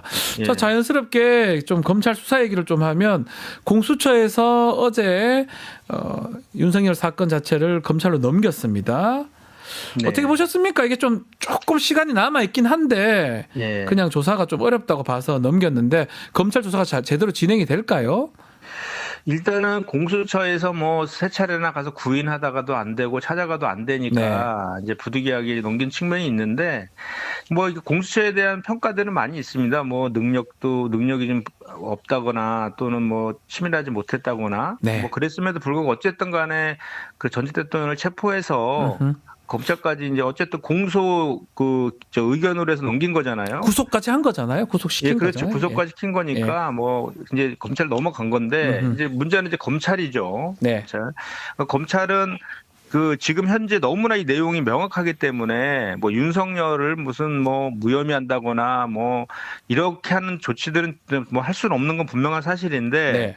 어쨌든 윤석열 검찰 아닙니까? 네. 윤석열이 임명했던 주요 인사들이 다 지금 거기 요직을 차지하고 있는 거 총장부터 해가지고 그렇기 때문에 이 검사들이 이제 정치를 할 가능성은 있어 보여요. 정치요. 예. 예. 예. 그러니까 이게 뭐 이제 너무 엄중한 내용이라서 저건 할지 모르지만 이제 상황을 보면서 정권 재창출이라든지 뭐 이런 쪽에 도움 주는 그런 방식으로 수사를 할 가능성이 높아요. 그리고 이제 그 윤석열이가 그런 얘기도 했었잖아요. 네. 왜 공수처는 3, 4류 검사들이 가는 거라서 맞아요. 뭐 그런 얘기도 하고 검사는 이제 인류 검사라고 했으니까 이제 인류 검사들한테 수사를 받는 건데 이제 아마도 여기에서도 저는 이제 검찰에서는 수사를 회피할 도리가 없을 거다라고 판단을 하는데 일각에서는 검찰에도 공수처처럼 수사권 없다는 논리는 동일하거든요. 사실 윤석열 측에서 보면. 예. 그래서 검찰에서 뭐 경찰한테 넘겼다 다시 받는 뭐 그거 카드도 쓸 수 있다 이런 얘기도 일각에서는 있는데 제가 봤을 때 그럴 것 같지는 않고 우리 박 변호사님도 알겠지만 검찰은 자기 조직 지키는 게 거의 뭐 최대의 과제 아닙니까? 네. 그런 차원에서 자기네들이 뭔가 여기에서 역할을 한다는 모습을 각인시킬 그럴 생각들이 강할 것이기 때문에 직접 수사해서 이제 기소할 거라고 저는 생각을 해요. 기소까지 갈 것이다. 예. 예, 근데 그 과정에서 보면 벌써 뭐 냄새를 풍기 몇 가지 우리한테 의심 사는 짓을 했잖아요. 네. 그 김성훈 차장 그 영장 기각해주고. 그 부분은 어떻게 좀 재청구가 되는 겁니까? 그 영장을 기각한 게 맞나 싶은데요. 발련지 기각인지 모르겠지만. 그러니까요. 아니 예. 기각이라고 했어요. 기각이라고. 기각입니까? 예. 예, 기각이라고 그때 했었고 그래서 어제도 그 헌재 재판정에 김성훈이가 거기 같이 경호하면서 따라 들어오잖아요. 정말 말이 됩니까 이게? 그리고 그 안에 있는 무슨 인사 조치하겠다 지금 막 이렇게 엄포도 놓고 있고 경호처 직원들한테. 네. 그러니까 이제 그런 행태를 검찰에서 한번 했단 말이죠. 그리고 이제 국무위원들에 대해서는 수사하지 않겠다라는 언론 보도 나왔고 네. 이게 결국은 검찰에서 또 정치하는 거 아닙니까 이게. 정치죠 이것도. 예. 자기네들 판단하에서 이 정도는 자기네들이 좀 풀어주자. 예. 뭐 이렇게 해서 이제 전체적으로는 이제 유리하게 끌고 가려고 하는 네. 그런 게 있는 거라서 이제 윤석열을 수사하고 기소하는 그 이후에도 그런 장난을 칠 가능성은 대단히 있죠. 네. 그래서 우리 민주당에서는 내란 특검법을 반드시 해야 된다. 자, 특검법 지금 최상목 권한대행한테 가 있습니다. 거부권을 행사할지 아니면 또 거부권 행사한다 앞으로 전망을 좀 해주시면 좋을 것 같습니다. 저는 이제 상당히 고민하는 거로 들어갔을 것 같아요. 네. 어제 그 탄핵 심판 때문에. 거기 쪽지 얘기가 많이 나왔잖아요. 맞습니다. 본인 얘기입니다. 그거 다. 예, 그 본인이 당사자가 돼버렸잖아요. 예. 내란 특검법의 핵심이 이제 당사자가 돼버렸는데 예. 어떻게 보면 내란의 공범물이 될 수도 있는 그런 상황이라서 네. 자기 사건에 대해서 거부권 행사하는 꼴이 또 되는 거잖아요. 그전에는 검사 통해서 검사가 수사하지 않겠다 뭐 이렇게 해갖고 약간 면죄부 받은 측면이 있었는데 네. 자기 일이 돼버린 거예요. 자기 일이 됐기 때문에 저는 그 최상목이가 거부권을 행사하지 않을 가능성도 있어 보이고 예. 또 한다 하더라도 이번에는 그 제2요구권 넘어오면 저는 거의 100% 통과될 거라고. 그 국민의힘에서 이탈이 많을 것이다 이렇게 보시는 겁니까? 예, 지난번에도 2표 모자랐잖아요. 2개 모자랐 2표. 예. 그 중에 한 표는 기권이었거든요. 예. 그리고 지금 이제 거기 친한계 의원들 등 얘기하는 거 들어보면 예. 이번에 통과될 것 같아요. 통과의 가능성. 특검이 되면 법적인 흠결이 다 치유가 되는 거 아니겠습니까? 그렇죠. 적어도 예. 뭐 수사권 없다 뭐 네. 이런 논란들은 없어지는 것이고 그리고 이제 검찰에서 우리가 좀 장난칠 수 있다라는 그런 그러니까요. 것들에 대한 것들은 이제 여기 커버가 되니까 일각에서 뭐 외환죄 빼고 뭐 이렇게 등등 뭐 선전선동행위 빼고 그래서 그럼 뭐 그 특검에서 공소 유지만 하는 거 아니냐 뭐 이런 얘기 지적도 하시던데 그 자체가 대단히 중요합니다. 그 자체가 공소를 유지한 주체가 특검인 것이 대단히 중요하다. 네. 자, 마지막으로 이재명 대표 기자회견 얘기도 좀 해보겠습니다. 최근에 좀 당 지지율이 좀 떨어지다 보니까 겸허히 수용할 수밖에 없다. 라고 실용주의 기치를 또 내세웠는데 또 일단은 뭐 어제 기자회견하고 또 최근 여론조사 결과 의원님께서 어떻게 보고 계시는지요? 네, 뭐 전체적인 추세가 네. 그 추세인 것은 뭐 분명한 사실이에요. 그래서 우리 대표님 말 맞다나 겸허히 수용한 상태에서 우리가 이제 그거에 대해서 대응을 해야 되는 그런 문제인데요. 네. 뭐 여러 가지 그 여론조사 결과에 대한 그 분석들은 있습니다. 기본적으로 우리 이제 중도층하고 진보층이 간망세로 돌아섰고 보수 특히 극우 보수가 이제 보수가 결집을 해서 이제 가표집되는 네. 그런 게 이제 뭐 그 밖으로 드러나는 그런 내용들인데 그 이유는 뭐냐면 예. 이제 중도나 진보 같은 경우는 목적을 이미 달성을 한 측면이 있거든요. 아. 윤석열이가 구속되었고 이제 다 탄핵 했네요. 탄핵 심판 받고 있고. 진행되고 있기 때문에 네. 그런 게 있고 보수는 그 귀각시키고 또는 정권 재창출이라는 새로운 목표가 이제 생겼기 때문에 그런 게 있고 또 하나는 이제 4대 가짜 뉴스를 가지고 계속해서 윤석열하고 국민의힘에서 가짜 뉴스를 통해서 보수층을 결집하고 있는 선전선동 프로파간다를 계속 하고 있잖아요. 예. 그 네 가지가 아시겠지만 부정선거라든지 이게 계엄은 정당했다라든지 사기 탄핵이라든지 뭐 체포가 불법이었다. 요 네 가지거든요. 네.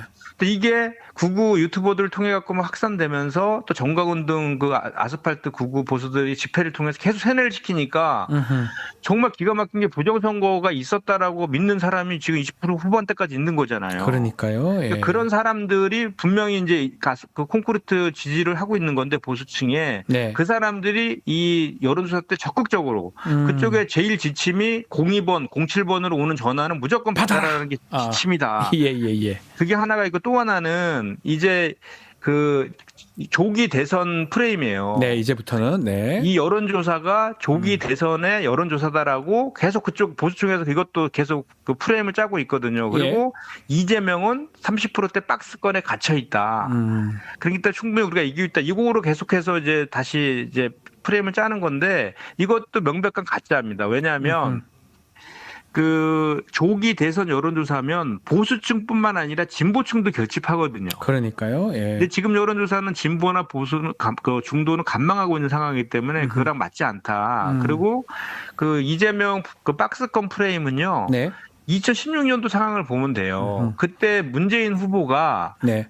우리 당 지지보다 10% 이상 낮았어요. 네. 아시겠지만 그 보수층의 그 후보들을 다 합치면 그 문재인 후보 지지율보다 높았잖아요. 당시 홍준표, 안철수, 유승민이었습니다. 예, 그때 50% 넘어갔어요. 그쪽이. 맞습니다. 그죠? 우리는 예. 42% 정도 됐는데 지금은 근데 오히려 그때 문재인 후보는 한 10% 정도 낮았는데 이재명 대표는 한 약간 낮긴 하지만 그 정도는 아니고 한 4, 5% 정도 낮은 상황인데다가 맞습니다. 예. 상대 그 보수층의 후보들 중에 지금 대항마가 이렇게 다 합쳐도 김문수 있지 않습니까? 네. 김문수가 나오면 뭐 땡큐죠. 네. 그래서 이제 물론 이 여론조사에서 경험을 받아들여서 우리 이재명 대표가 어제 이제 기자회견 하시면서 네. 회복과 성장이라는 그 이제 다시 대한민국을 건설하자라는 그 저걸 던졌는데 그것도 그런 차원에서 보면 된다고 보는 것이고 네.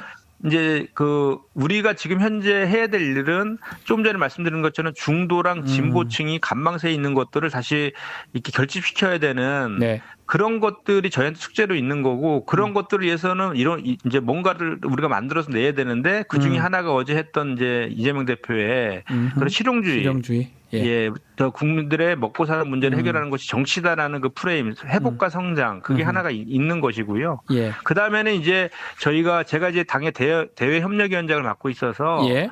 계속 시민사회 소통하고 있는데 이 촛불과 응원봉을 든 국민들 광장의 목소리들을 사회 대개혁을 통해서 새로운 대한민국을 만드는데 어떻게 반영시킬 것인가 하는 그 목소리를 담아내는 그런 것들이 좀 필요한 시점이죠. 예. 알겠습니다. 네. 자, 오늘 말씀은 여기까지 들어야 될 것 같습니다. 다음엔 스튜디오 직접 모시고 직접 말씀을 좀 들어보겠습니다. 의원님 감사합니다. 네, 고맙습니다. 새해 복 많이 받으십시오. 새해 복 많이 받으십시오. 김현정 더불어민주당 의원과 함께했습니다. 자, 뉴스토마토 구독자 이벤트 하나 소개해드리겠습니다. 지금 실시간 채팅창에 참여하시면 매일매일 통통 쿠폰 2,000 통통 쿠폰을 지급해드립니다. 매일 2,000원 상당의 할인 쿠폰 지급해드리는데요. 채팅창 링크에 있는 통통몰 앱에 가입하시고 회원 고유번호 코드를 실시간 채팅창에 한 번만 붙여넣기를 하면 이벤트에 참여하실 수가 있습니다.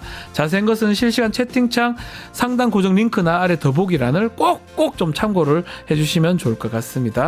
설 연휴 동안 저희 뉴스 인사이다는 좀 쉬어갑니다. 시청자 여러분도 설 연휴 행복하게 보내시고요. 저희는 마치고 금요일 31일 날 뵙는데요. 자, 아직 끝난 거 아닙니다. 뉴스 인사 프라임 2부 진행이 되니까요. 어디 가지 마시고 조금만 기다려 주십시오.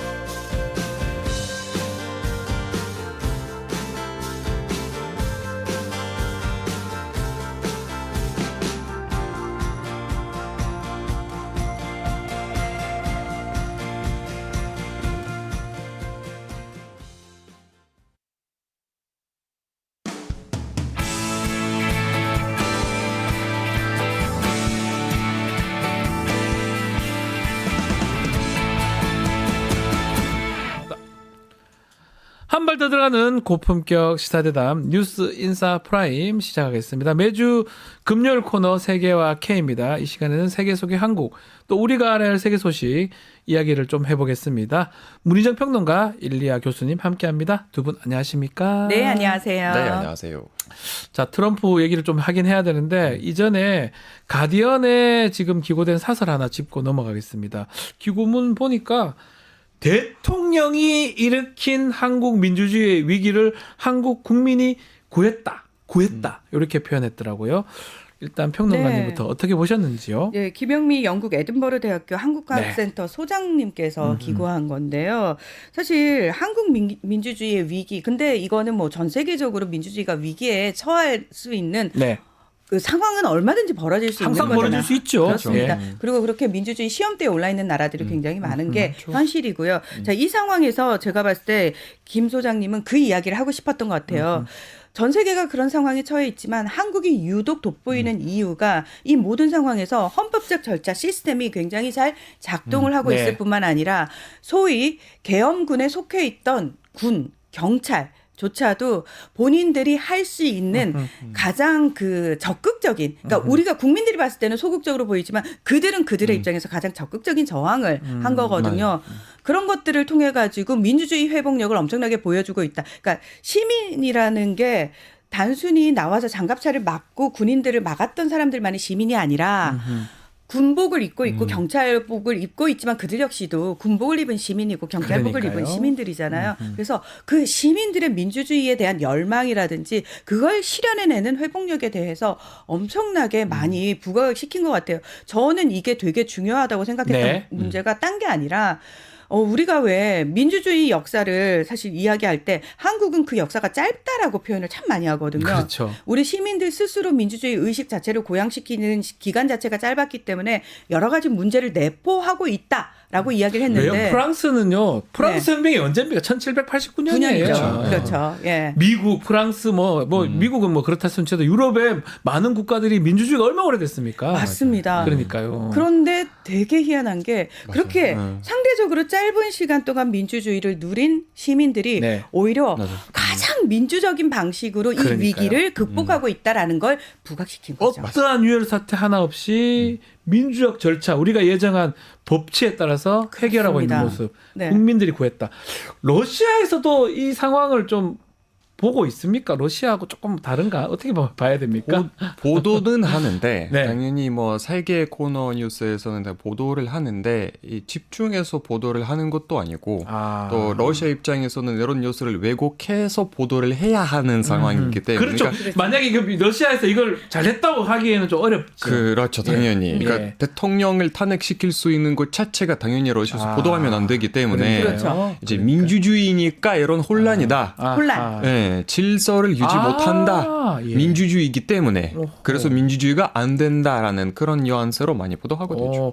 그 이해관계상으로 봤을 때 푸틴이 아니면 저희 러시아 당국에서 봤을 때는 탄핵되는 모습이 사실 받아들이기 어렵긴 어렵겠어요. 그렇죠. 당연히 예. 너무 뭐 어렵죠. 러시아뿐만 아니라 중국도 마찬가지고 네. 사실은 그 중동의 많은 전제 군주국들도 네. 사실 시민들이 대통령이나 정부 수반을 맞아요. 끌어내리는 거잖아요. 정당한 네. 법적 절차에 의해서 그거 자체가 그들에게는 굉장히 위협적으로 느껴지는 거죠. 안 좋은 사례죠. 그게. 그렇죠. 그래서 지난번에 우리 알파고 얘기 들어보면 중동에서 이렇게 아주 전면적으로 보도하기는 좀 어렵다. 중동에 이제 왕국도 많고 그럼요. 또 군주가 센 나라들이 많기 때문에 그래서 조금 차이점은 있는 것 같긴 합니다. 차이점은 있긴 한데, 네. 근데 대부분 다 그래요. 그러니까 러시아에서는 일단 러시아 지금 한국 아니라 다른 네.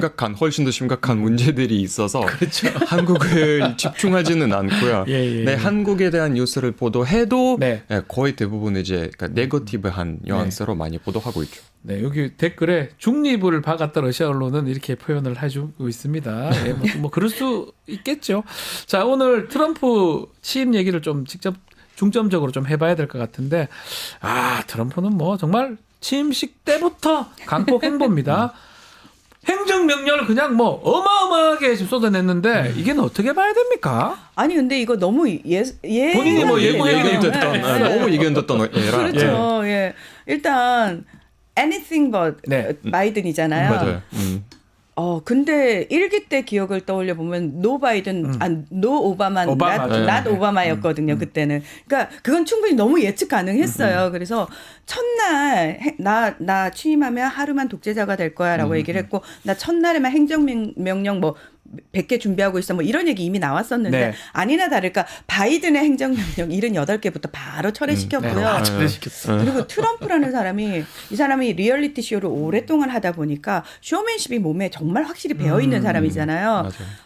본인이 취임식을 실내에서 하다 보니까 실내에서 딱 끝나고 그 아레나홀 옆에 2만 명이 모여 있는 거기로 옮겨가지고 거기서 그 앞에서 행정명령에 서명하는 그 쇼를. 퍼포먼스를 합니다. 와 이러면서. 근데 제가 봤을 때 야. 트럼프는 그런 이미지를 주고 싶었던 것 같아요. 자, 당신들이 나 트럼프를 뽑은 이유, 그 효능감을 내가 첫날부터 보여줘. 딱 맞아요. 하고 보여주겠다. 느끼게 해줄게. 행정명령 철회 네. 바로 시켜버리잖아요. 예. 그렇습니다. 바로 보여줄게 이러면서 사실은 시간이 지나면서 이 사람이 공약을 했던 내용을 지키고 있는지 안 지키고 있는지 유권자들은 관심이 점점 옅어지잖아요. 제일 관심이 폭발하는 그 순간에 역시 트럼프 우리와 약속을 잘 지키는 트럼프. 근데 중요한 거는 트럼프가 행정명령에 서명한 것들이 실질적으로 다 이루어질 수 있느냐. 그거는 다른 차원의 문제라는 그건 거예요. 다른 얘기예요. 그렇죠. 네. 그럼에도 불구하고 트럼프는 이미 나는 막 하고 보여줬어. 이거에 방점이 찍히는 거죠. 이게 쇼맨십 말씀하셨는데 그런 거는 기가 막히게 하는 것 같아요. 두 번째 하기도 하지만 대통령을 보여줄 때는 보여줘야 된다. 200개를 그냥 서명을 해버렸어요. 그게 원래 트럼프식이에요. 이야. 이게 트럼프식 정치고 네. 트럼프식 나라 운영, 국정식이기 때문에 확실하게 첫날부터 그렇게 보여주는 거죠. 근데 문제는 이렇게 하는 거는 말씀대로 이걸 한 거랑 법적인 문제가 없는 거는 다른 문제거든요. 다르죠. 벌써부터 지금 위헌 소송 제기하고 그렇죠. 뭐 지금 지방 정부라든지 지금 난리가 난 상황인데 앞으로 이게 또 논란 또 될 가능성도 있지 않을까요? 당연히 논란이 될 겁니다. 네. 근데 아마 트럼프는 본인의 이제 화법이 그거잖아요. 난 그거 신경 쓰지 않아. 난 그거 할 거야. 근데 이제 안 됐다. 그러면은 그걸 좌절시킨 쪽을 비난하면 끝나는 문제예요. 네. 무슨 얘기냐면은 난 하려고 했다? 잘 봤지. 근데 와 저쪽 진보들이 진보 법관이 판사가 이런 판결을 내렸네. 저런 진보 쪽이 나를 가로막네. 그러니 그들을 비난하면 끝나는 문제지. 이게 안 돼서 이걸 가지고 본인이 무능력해서 이걸 관철시키지 못했다라는 식의 프레임은 절대 아니라는 네. 겁니다.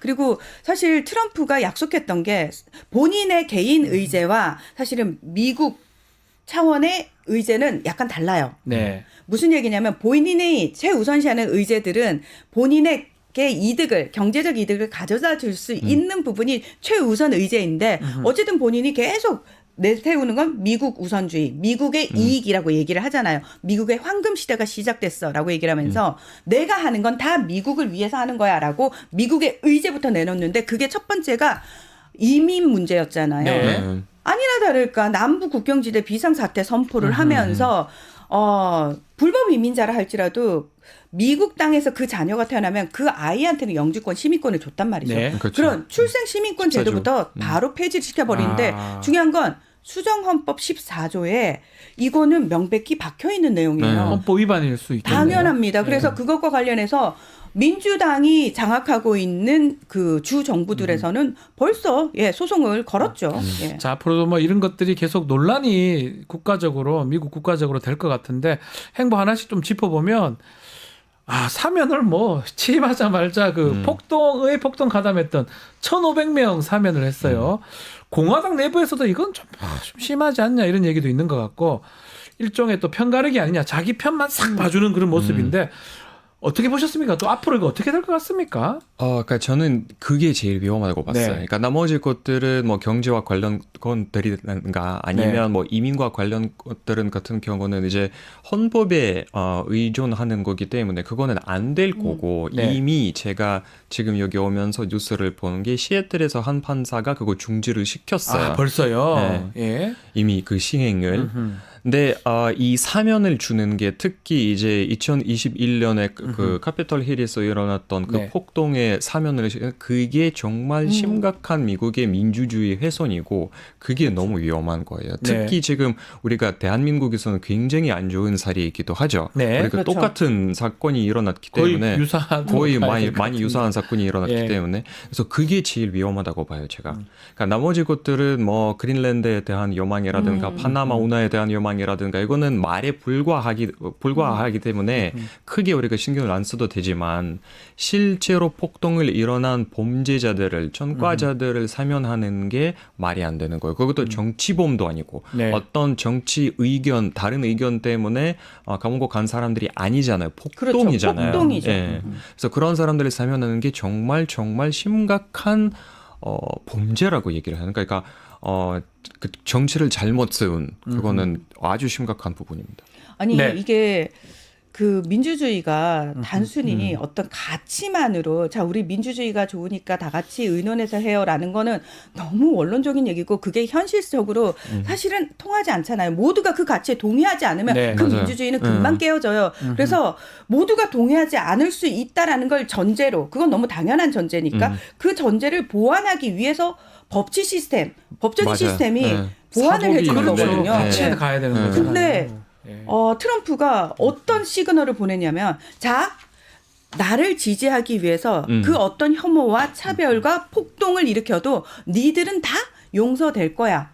라는 시그널을 확실하게 줘버린 거예요. 네. 이렇게 되면은 미국 내에서 트럼프 1기 때 이미 트럼프의 집권이 뭘 가져왔느냐 전 세계 차별과 혐오를 공식화시킨 걸 저는 네. 가져왔다고 생각나거든요. 맞습니다. 예. 자 트럼프 2기에는 더 큰 문제. 이 단순히 혐오 차별을 말을 하는 데서 그치지 않고 행동으로 하고 폭동을 일으켜도 용서받을 수 있다라는 시그널을 줬기 때문에 아마도 미국뿐만 아니라 전 세계가 거기에 대한 부정적인 영향을 엄청나게 받을 거라고 생각을 하고요. 저는 이번에 우리나라에서 서부법원, 서부지법을 폭동 일으키면서 그 폭도들이 그 이야기를 계속한다면서요. 트럼프 대통령이 우리를 구해주실 거예요. 맞아요. 예. 윤석열 대통령을 구해주실 거예요.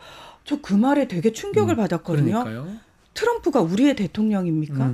우리나라에는 이런 사면 제도가 없습니다. 있을 수 없습니다. 그렇죠. 안 되고요. 안 됩니다. 법적으로 전혀 다른데 도대체 이 근거 없는 얘기를 왜 하고 있으며 그리고 정말 정신 차리십시오. 트럼프는 한국에 일단 관심이 없습니다. 전혀 없습니다. 자, 트럼프 1기 때 마침 우리나라의 수장이 누구였냐? 황교안 대통령 권한 대행이었어요. 네. 자, 그리고 2기 때 마침 최성목 대통령 권한 대행입니다. 대행이네요. 예. 그렇습니다. 자, 트럼프는 신기하네요. 예. 첫 번째 임기 때 그걸 경험했잖아요. 한국의 상황을. 그때 우리가 사실 걱정했지만 중요한 건 문재인 대통령이 재빨리 들어와가지고 세웠어요. 엄청 관계 좋았습니다. 지켰었어요. 그렇습니다. 트럼프 대통령 입장에서는 한번 학습 효과가 있잖아요. 네. 지금 대행하고 얘기하는 게 별 의미가 없다는 건 너무나 잘 알 것 알고 같아요. 예, 너무나 잘 알고 있습니다. 우리한테 뭐 그렇게 좋게 영향을 미칠 것 같지는 않고 이게 보이는데 지금 트럼프 대통령의 여러 가지 정책 중에 좀 전에 언급이 되긴 했는데 혐오 뭐 이런 얘기를 차별 얘기를 했었는데 범죄 이력 불법 이민자 구금법 또 그리고 말씀처럼 멕시코나 국경에 국가 비상사태 선포한 거.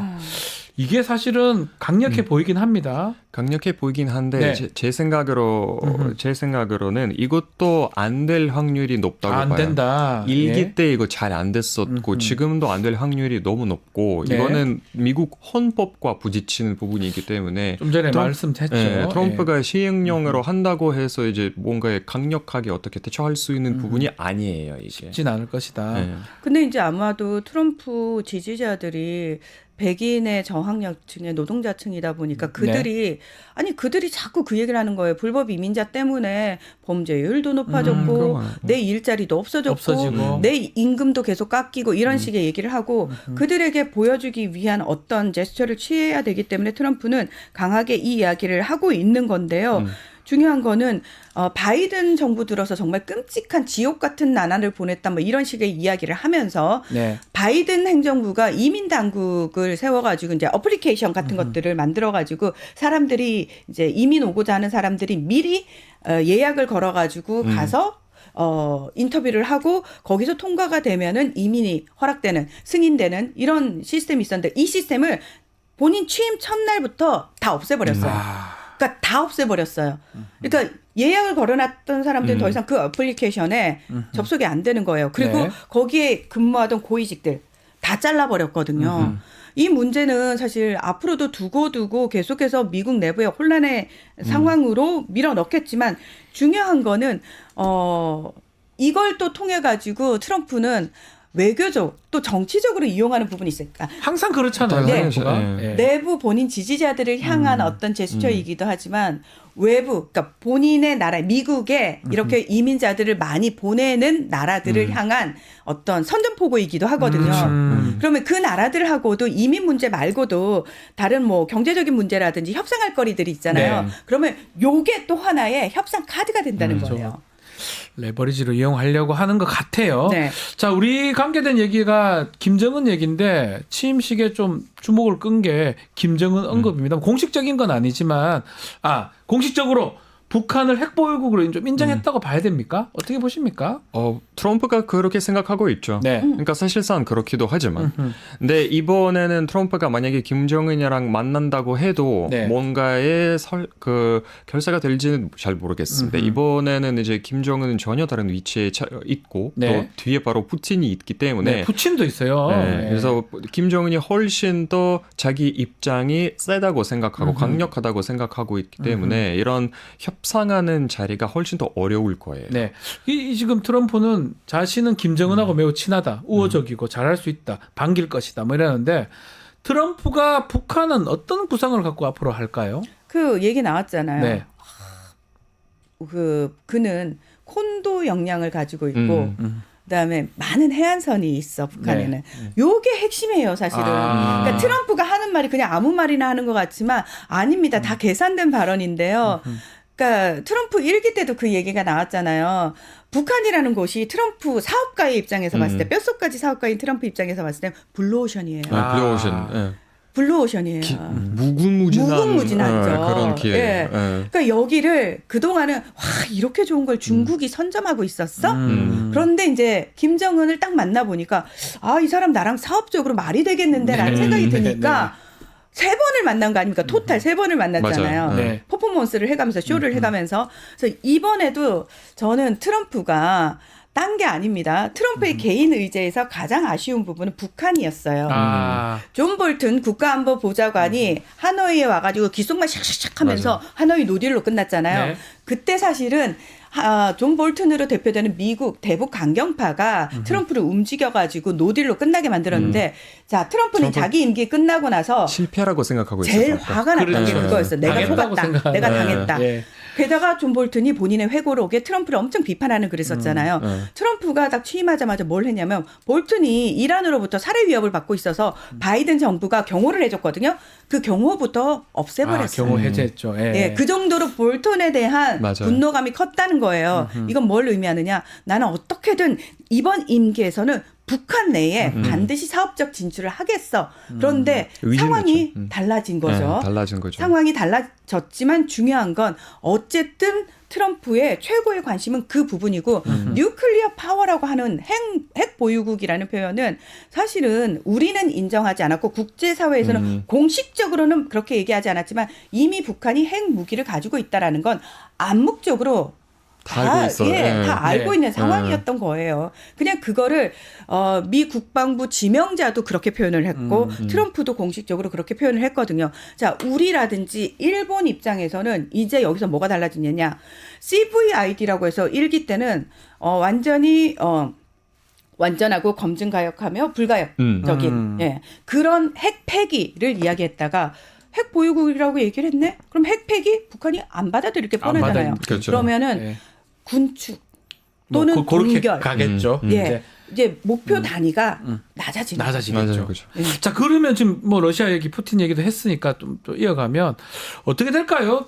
원래 취임 즉시 24시간 내에 종전시키겠다 이렇게 얘기했는데 약간은 좀 푸틴하고 둘이 좀 조금 달라진 것 같기도 하고 어떻게 봐야 됩니까? 처음부터 같이 뭔가 하려고 네. 했던 것도 없었어요. 이게 24시간이라는 당연히 구라였고. 아, 거짓말요? 예. 아, 깜짝 놀랐어요. 거짓말. 예. 허언을 하겠습니다. 교수님이 그렇게 예. 표현하시니까 깜짝 되게 놀랐어요. 허언. 있어 보이네요. 예. 그러니까 이게 그거였어요. 그러니까 전쟁을 24시간으로 끝나는 건 말이 안 되는 부분이기 때문에 당연히 아무리 트럼프가 들어와도 이거 푸틴이 원하는 게 워낙 트럼프가 할 수 있는 거랑 너무 미스매치가 되기 때문에 이거는 쉽게 결사가 될 수 없어요. 그러니까 지금은 뭐 둘이 막 이렇게 뭐 준비하고 있다고 얘기를 하고 뭐 앞으로 뭐 만날 거고 전화를 할 거고 막 얘기를 그렇죠. 하는데 네. 이미 지금부터 틀어져 있는 부분들이 뻔히 보이기 시작해요. 네. 푸틴이 원하는 게 우크라이나 자체고 트럼프 입장에서 봤을 때는 당연히 그 정도 해줄 수는 없어요. 그러니까 어느 정도 양보해야 한다고 양쪽이 다 양보해야 한다고 생각하고 있고 실제로 그런 이제 입장을 내면서 테이블에 앉을 거지만 푸틴이 무조건 전면 다 고부를 할 거예요. 네. 그래서 그때부터는 재미있어질 겁니다. 재밌어진다는 건 어떤 의미인가요? 네. 푸틴이 뭐 이렇게 응하지 않을까요? 지금 관세 얘기도 하고 있고 막 압박을 좀 트럼프가 할 것 같기도 한데요. 네, 근데 뭐 푸틴 입장에서는 우습겠죠. 네, 그렇죠. 저 친구 원래 저런 말 하는 친구야라는 식으로. 그러니까 푸틴의 성격상 그렇게 예. 받아들일 거고 예. 지금 상황이 그렇다 보니까 마치 젤렌스키는 협상 테이블에 앉을 준비가 다 돼 있고 푸틴이 그걸 거부하는 식으로 트럼프가 얘기를 해주잖아요. 네. 그러니까 젤렌스키도 그래 어차피 분위기 이렇게 됐는데 나도 세게 질러야지. 안 될 거 알지만 세게 일단 지르는 거예요. 뭐라고 질렀냐면 우리 그전까지는 러시아가 점령 중인 영토에 대해서는 우리가 차후에 외교적으로 되찾겠다. 그래서 그걸 선제 조건으로 내걸진 않겠다라고 얘기를 했는데 네. 또다시 이번에 다보스 포럼에서는 나 영토 단 조금도 나는 양보할 수 없고 이런 식의 얘기를 질렀거든요. 예.